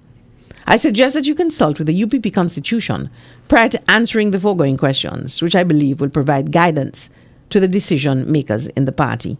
I shall be grateful for the courtesy of your reply on or before Wednesday, April 27, 2016, so that I can conduct myself accordingly. No answer to that. Let me just fast forward here. So then on October 25th, I get a letter from the Sean Nicholas that says, "Dear Sister Joanne, suspension from UPP activities. Further to my letter to you dated 4th July 2016, advising of a complaint brought against you regarding your conduct in the party of the last year, please be advised that the Investigations Committee has completed its work and has submitted its report to the Disciplinary Committee. As a consequence, at a meeting of the General Council held on Sunday 23rd October 2016, the members voted by way of motion that you be suspended from all party activities until the investigations has been completed. Please be guided accordingly." Signed by Sean Nicholas. So then I responded to that, right? And the letter was so poorly constructed. I responded to her and I said, "Dear Sister Sean, resuspension from UPP activities. Your letter dated October 25th, 2016, received October 26, 2016 is acknowledged. In the said letter, you state that, quote, the Investigations Committee has completed its work and has submitted its report to the Disciplinary Committee. As a consequence, at a meeting of the General Council held on 23rd October 2016, the members voted by way of motion that you be suspended from all party activities until the investigation has been completed," end quote. I must admit that I am somewhat confused by your statement quoted above, as it is contradictory at best for the following reasons. 1.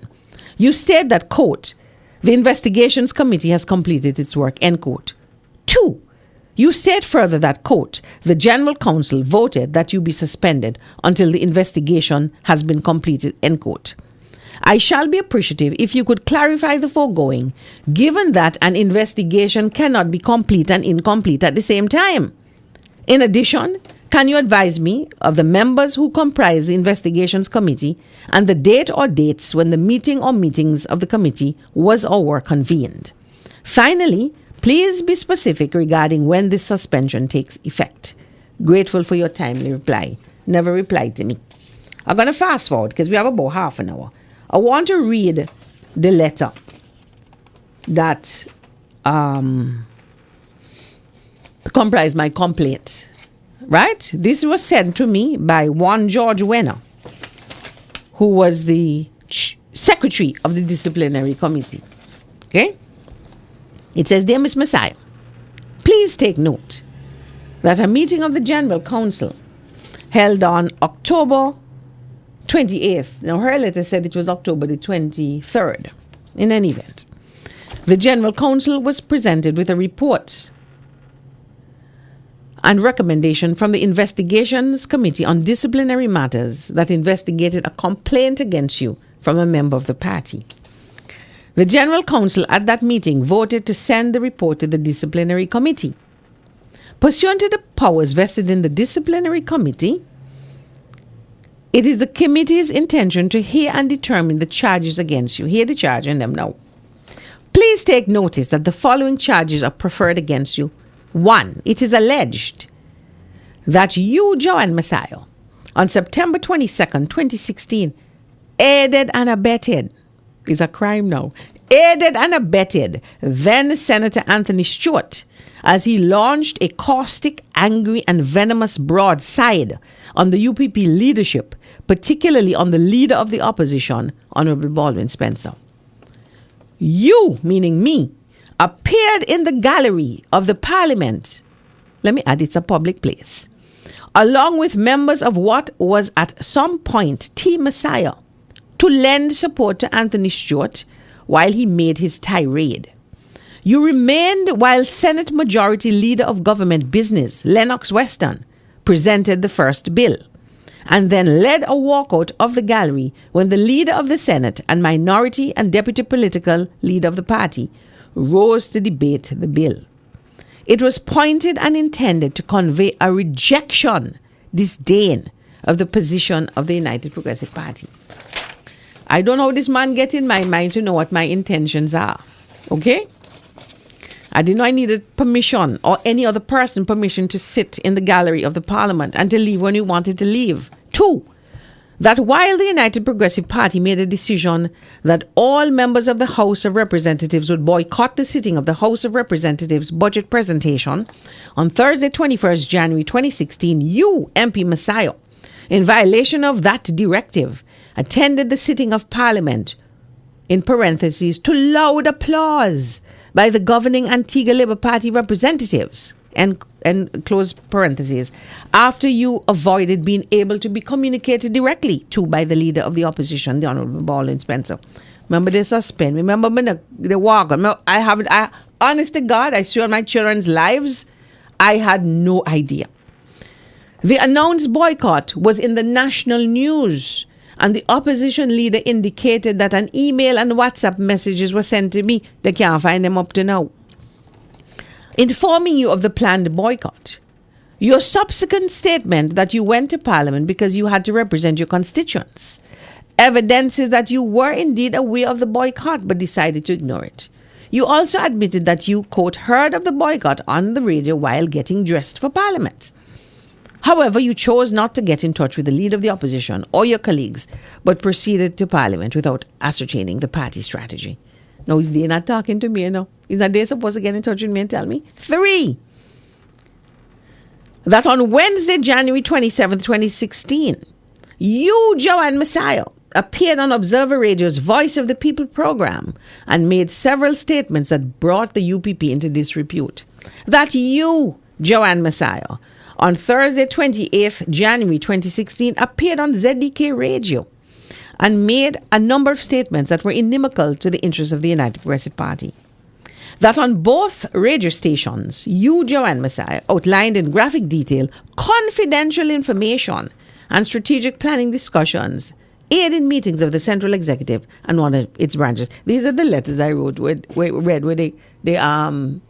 they suspending me and walking out. I didn't know that was confidential.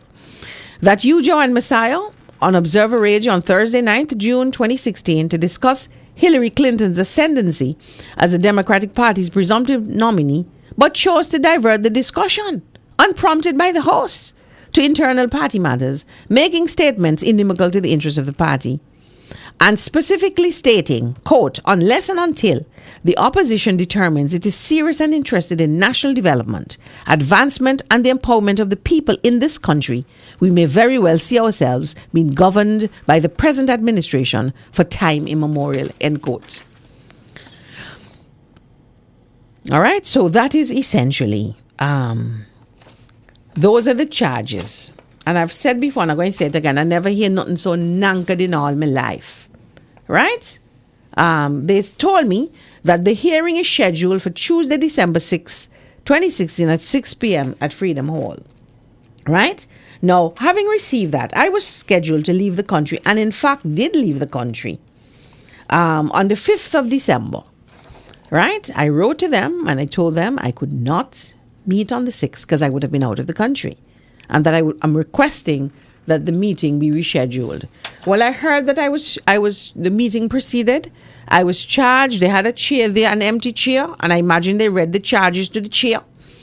And then I was convicted in abstention. Let me see. I want to read my letter to him, to George Wenner, to which I responded. I said, I'm in receipt of a letter dated November 10th. Dated November 10th, received the 11th, signed by you in your capacity as Secretary of the Disciplinary Committee. I said, I shall be grateful if you could provide further and better particulars to the following questions. 1. Kindly advise which member or members brought the complaint against me, which led to the convening of the investigations committee, and what was the specific allegation or allegations contained in the complaint. To this day, I know because somebody pinched me and tell me, but I have no official notice. When you go to court, they say the Commissioner of Police alleges that on such and such a day, you hit Alison Bramble, and so on and so on and so on. I don't know who brought the complaint, right? 2, please advise of the members who comprise the disciplinary committee and specifically who has been appointed the chairman. 3, concerning charge number 3, kindly state in detail this quote several statements made by me that brought the UPP into disrepute, end quote. 4, in respect of charge number 4, kindly state in detail, quote, the number of statements made by me that were inimical to the interests of the party, end quote.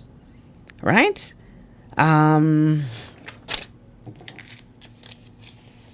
Please advise whether any other members of the party's broad membership who was allegedly absent from party activities are being disciplined, and if not, the reason for this. Right? No answer to those questions. I mean, it was a whole kangaroo court it was a whole kangaroo court, this disciplinary committee, and a whole charade in terms of who the charge is brought against me. All right? Let me just fast forward here.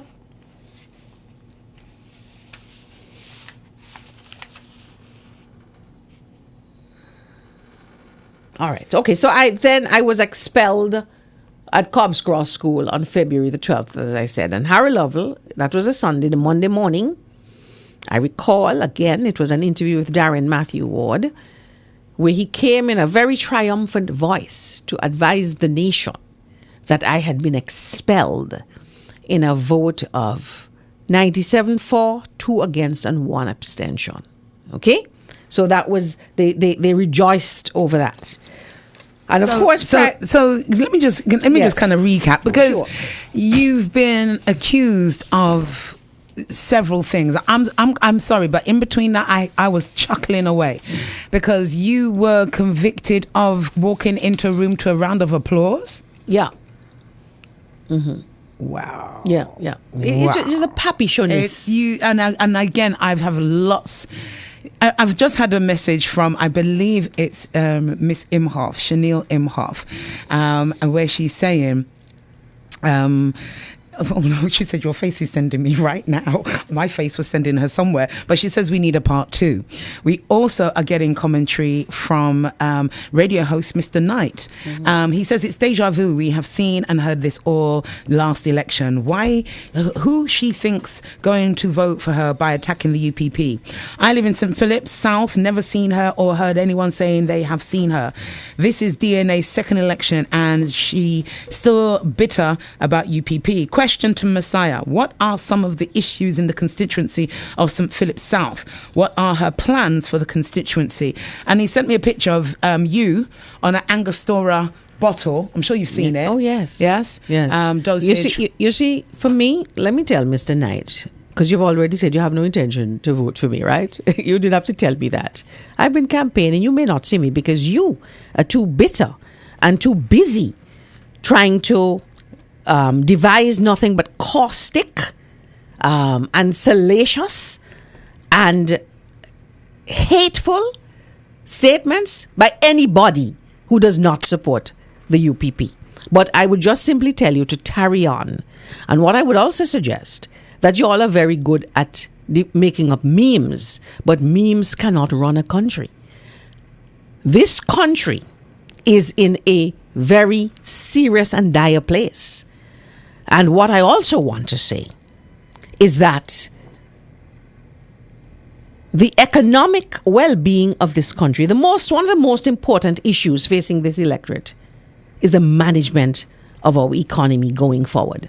And I want to say here, maybe you can write back and tell us, when you look inside the UPP, you tell us who in the UPP has competence, has capacity, who has substance, who has training to assume responsibility for the economy of Antigua and Barbuda, right? And be honest, because we trusted, or we've had the experience of your political leader managing the economy and we see how it tanked. We see what has happened. What we hear coming out is that they're going to be slashing taxes left, right, and center.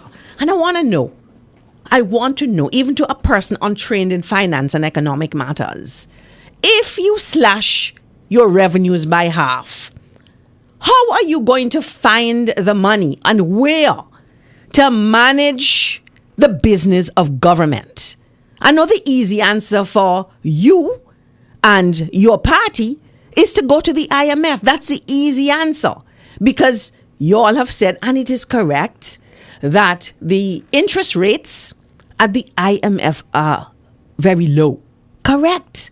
But what you don't do, you don't complete and tell the public that it is the conditionalities that accompany that will bite the people of this country, right? But you come and tell us who will manage the affairs of this country as Minister of Finance.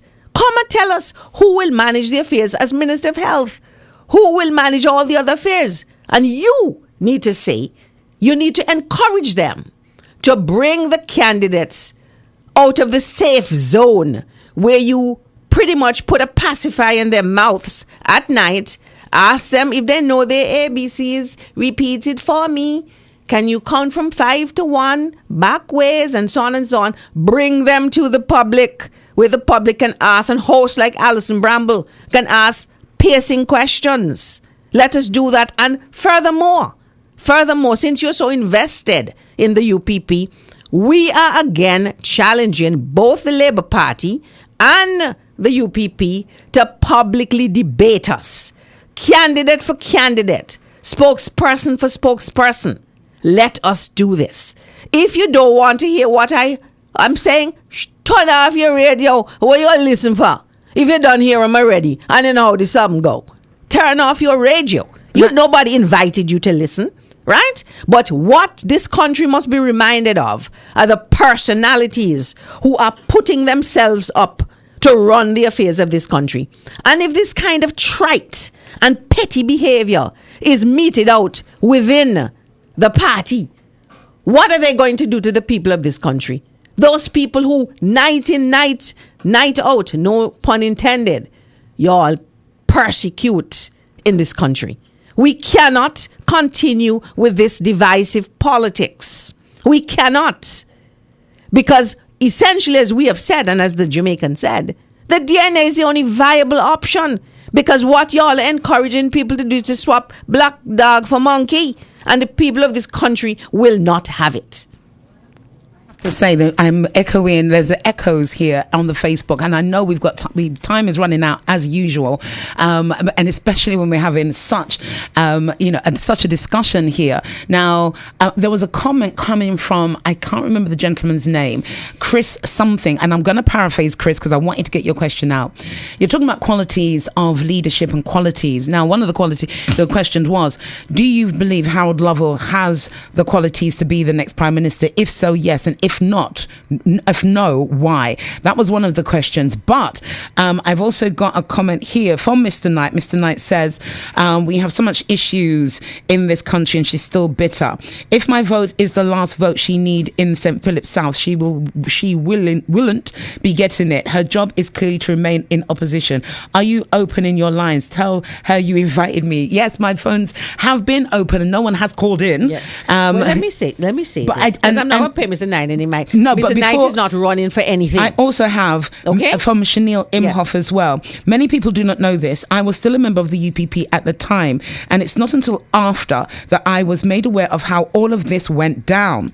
There was a huge campaign to paint her as bitter and traitorous, but the truth will always come out. I am glad that I am back with her where I should have been all along. Great is the DNA. Also have more comments on the Facebook as well. There was where is it?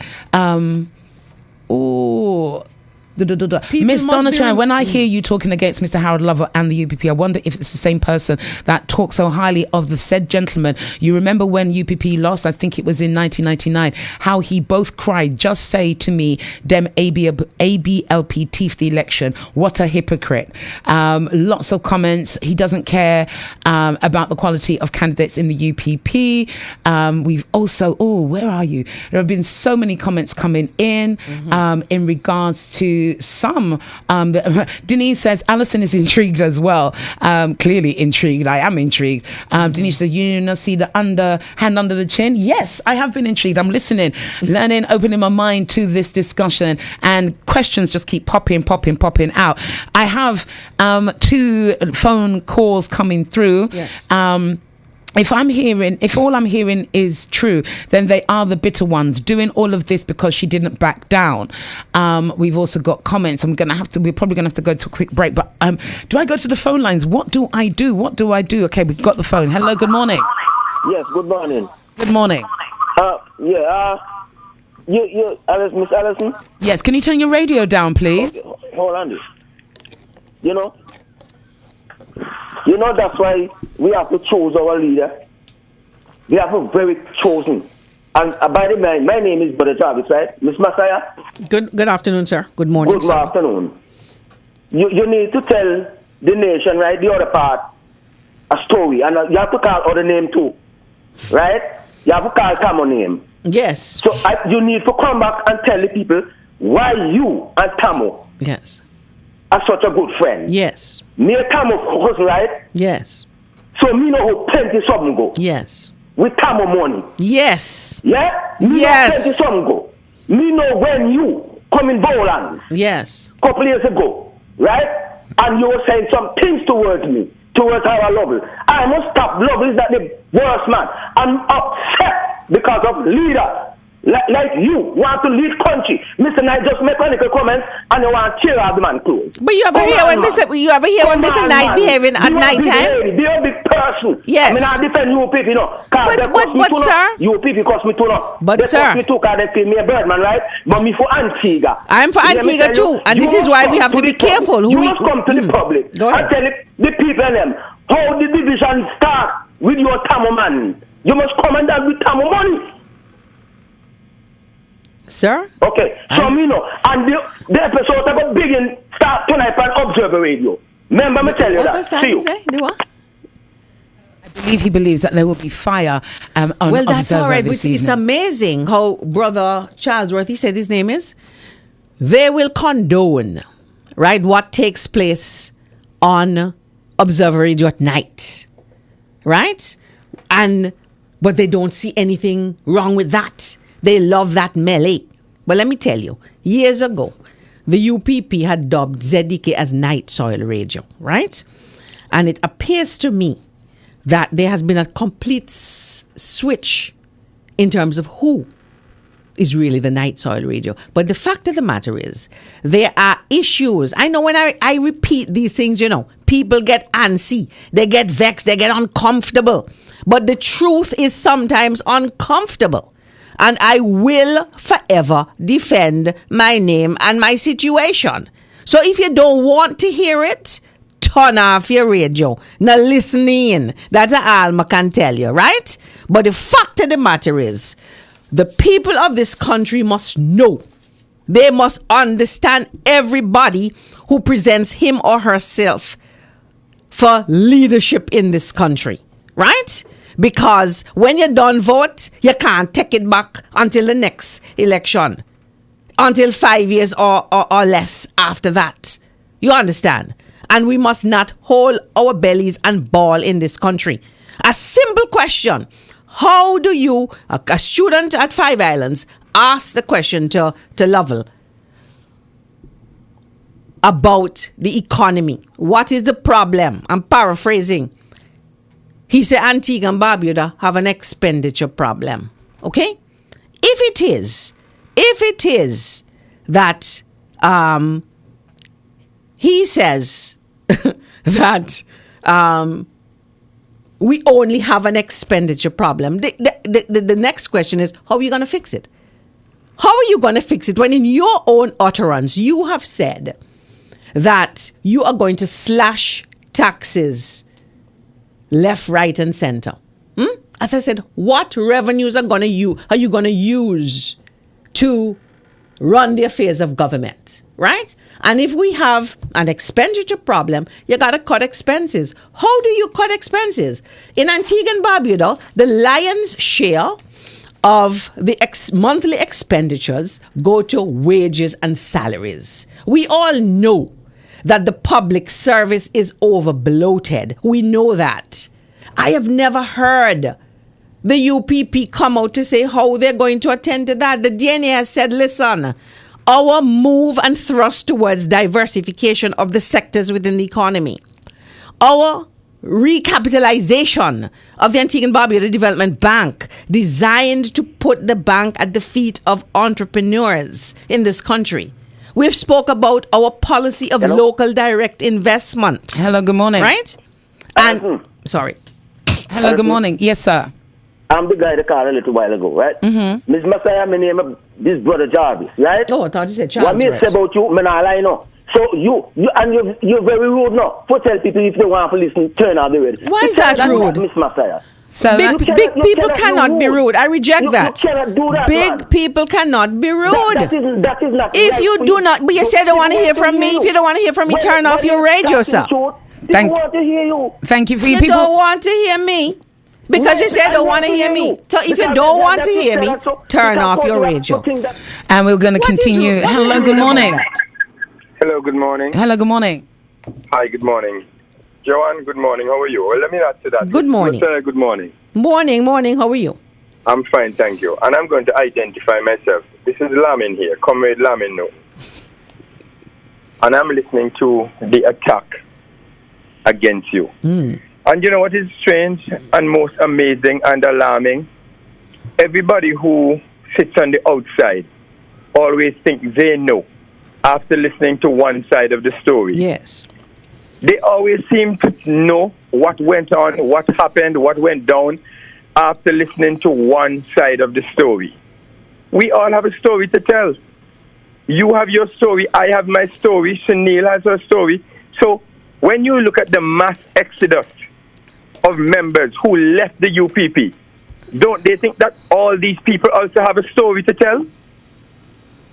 Why do these UPP members and supporters seem to think that they can come with the most aggression? When you come and confront us with aggression, you will be met with aggression.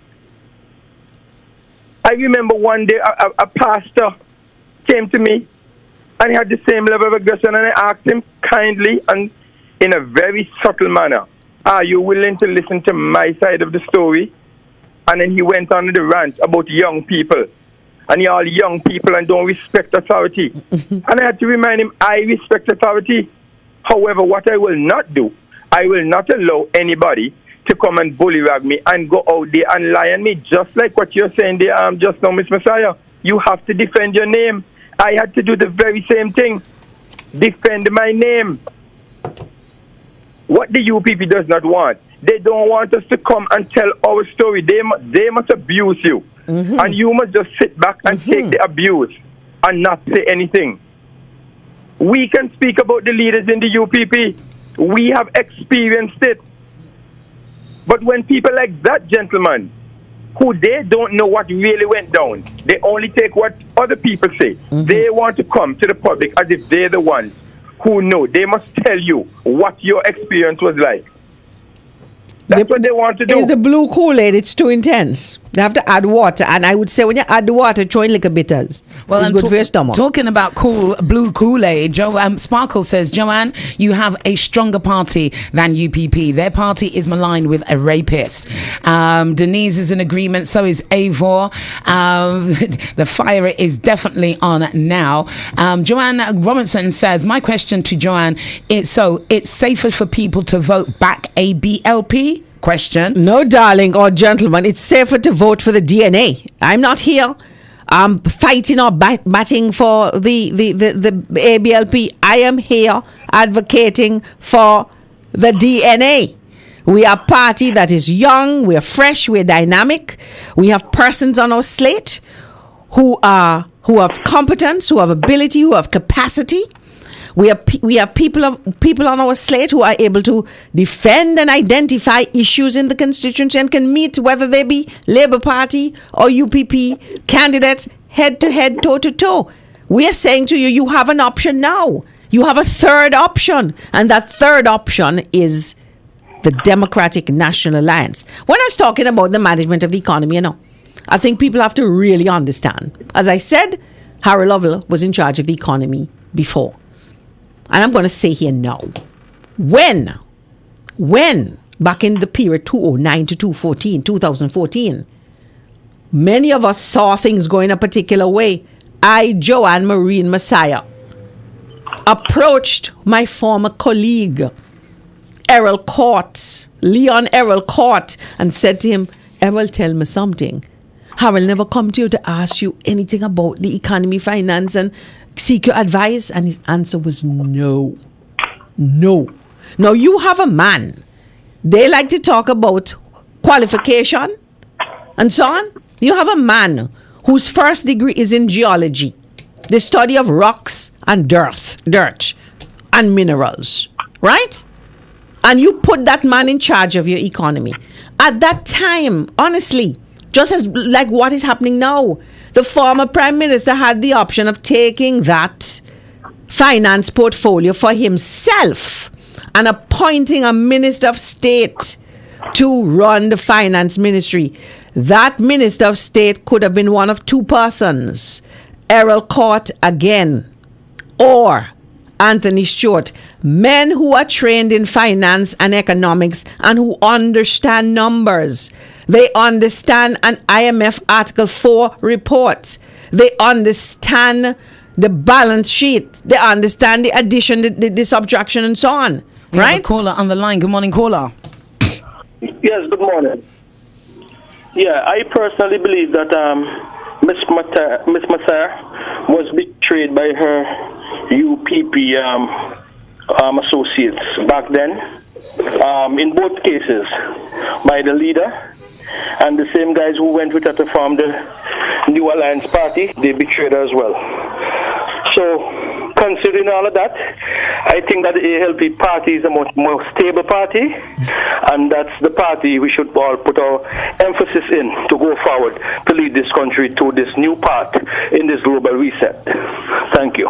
Thank you, caller, but we disagree. Let me say, unless and until the leaders of the country and the candidates in the constituencies come to a central place where they're able to share their policies, their vision for Antigua and Barbuda, if you need help, unless and until you, the members of the public, the electorate, are able to put questions to us on the spot where nobody's been prompted, nobody have no cell phone to take no answer, no suggestions, then and there, you have the opportunity to determine which political party you believe has the options, the best plan going forward to lead this country, because we are indeed in perilous times. Let me tell you something. The management of the economy is not no liquor boy job. Is not no man-child job. And what we need is a man such as Anthony Stewart, who is trained in both economics and finance, who is a certified fraud examiner, to help to move this country forward. And I'm saying that the DNA has the men and the women, has substance, capacity, experience, training, and qualification to rise to the challenge. When we look at the state of our country, this is what experience has brought us. 40 years of experience of the members of the Labour Party, bad road, can't do water, an educational system that is shambles, pensioners can't get their money, community clinics falling apart, and so on. And I'm saying to the people of this country, on election day, we want you to vote for the Democratic National Alliance as we work with you to chart a new course for Antigua and Barbuda. So thank you again for having me, Alison and CJ, and look out for part 2. Because we're not done yet. I want to thank you, John. I just want to sum up by saying Donna Chaya says Alison's show is so awesome. She's in a quandary. What a quandary you have set today, and definitely we need a part 2. I want to thank all our callers. Sorry that we can't take the call. We've got a break for the news. You're locked into 97.1 FM. Keep it locked. This is where the exclusives happen.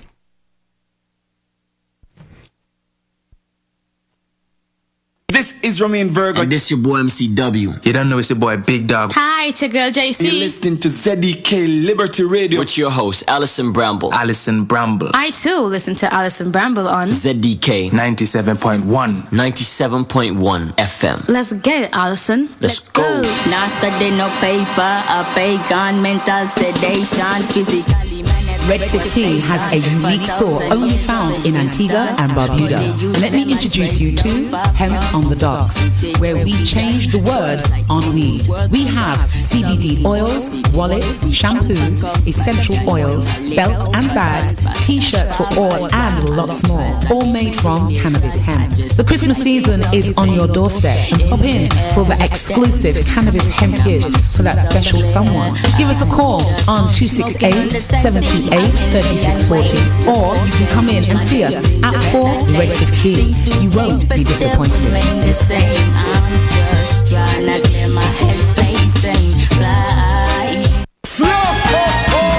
Jingle all the way home to Flow, where the speed is faster and price is better. All the way home to Flow, merry connections that bring us together, yeah. Christmas starts the moment you go postpaid with Flow, because when you do, you get unlimited local minutes, up to 60 gigabytes of data to share, unlimited WhatsApp, and free YouTube for only $75 per line. Plus, you get huge savings on a Samsung smartphone. That's our Christmas, jiggling your way to keep family close anywhere, every day. All the way home to Flow. Visit discoverflow.co for more information. Start your weekend early at King's Casino. Bingo in the Lounge Thursday night, where you could win up to $1,000 EC, live local music on Friday and Saturday nights, and karaoke on Sundays. Plus, check out our weekend happy hour, beer, wine, and mixed drinks for only $5 EC, Thursday through Sunday, 10 p.m. until. And as always, we have all the best slots and table games. King's Casino. Get lucky at the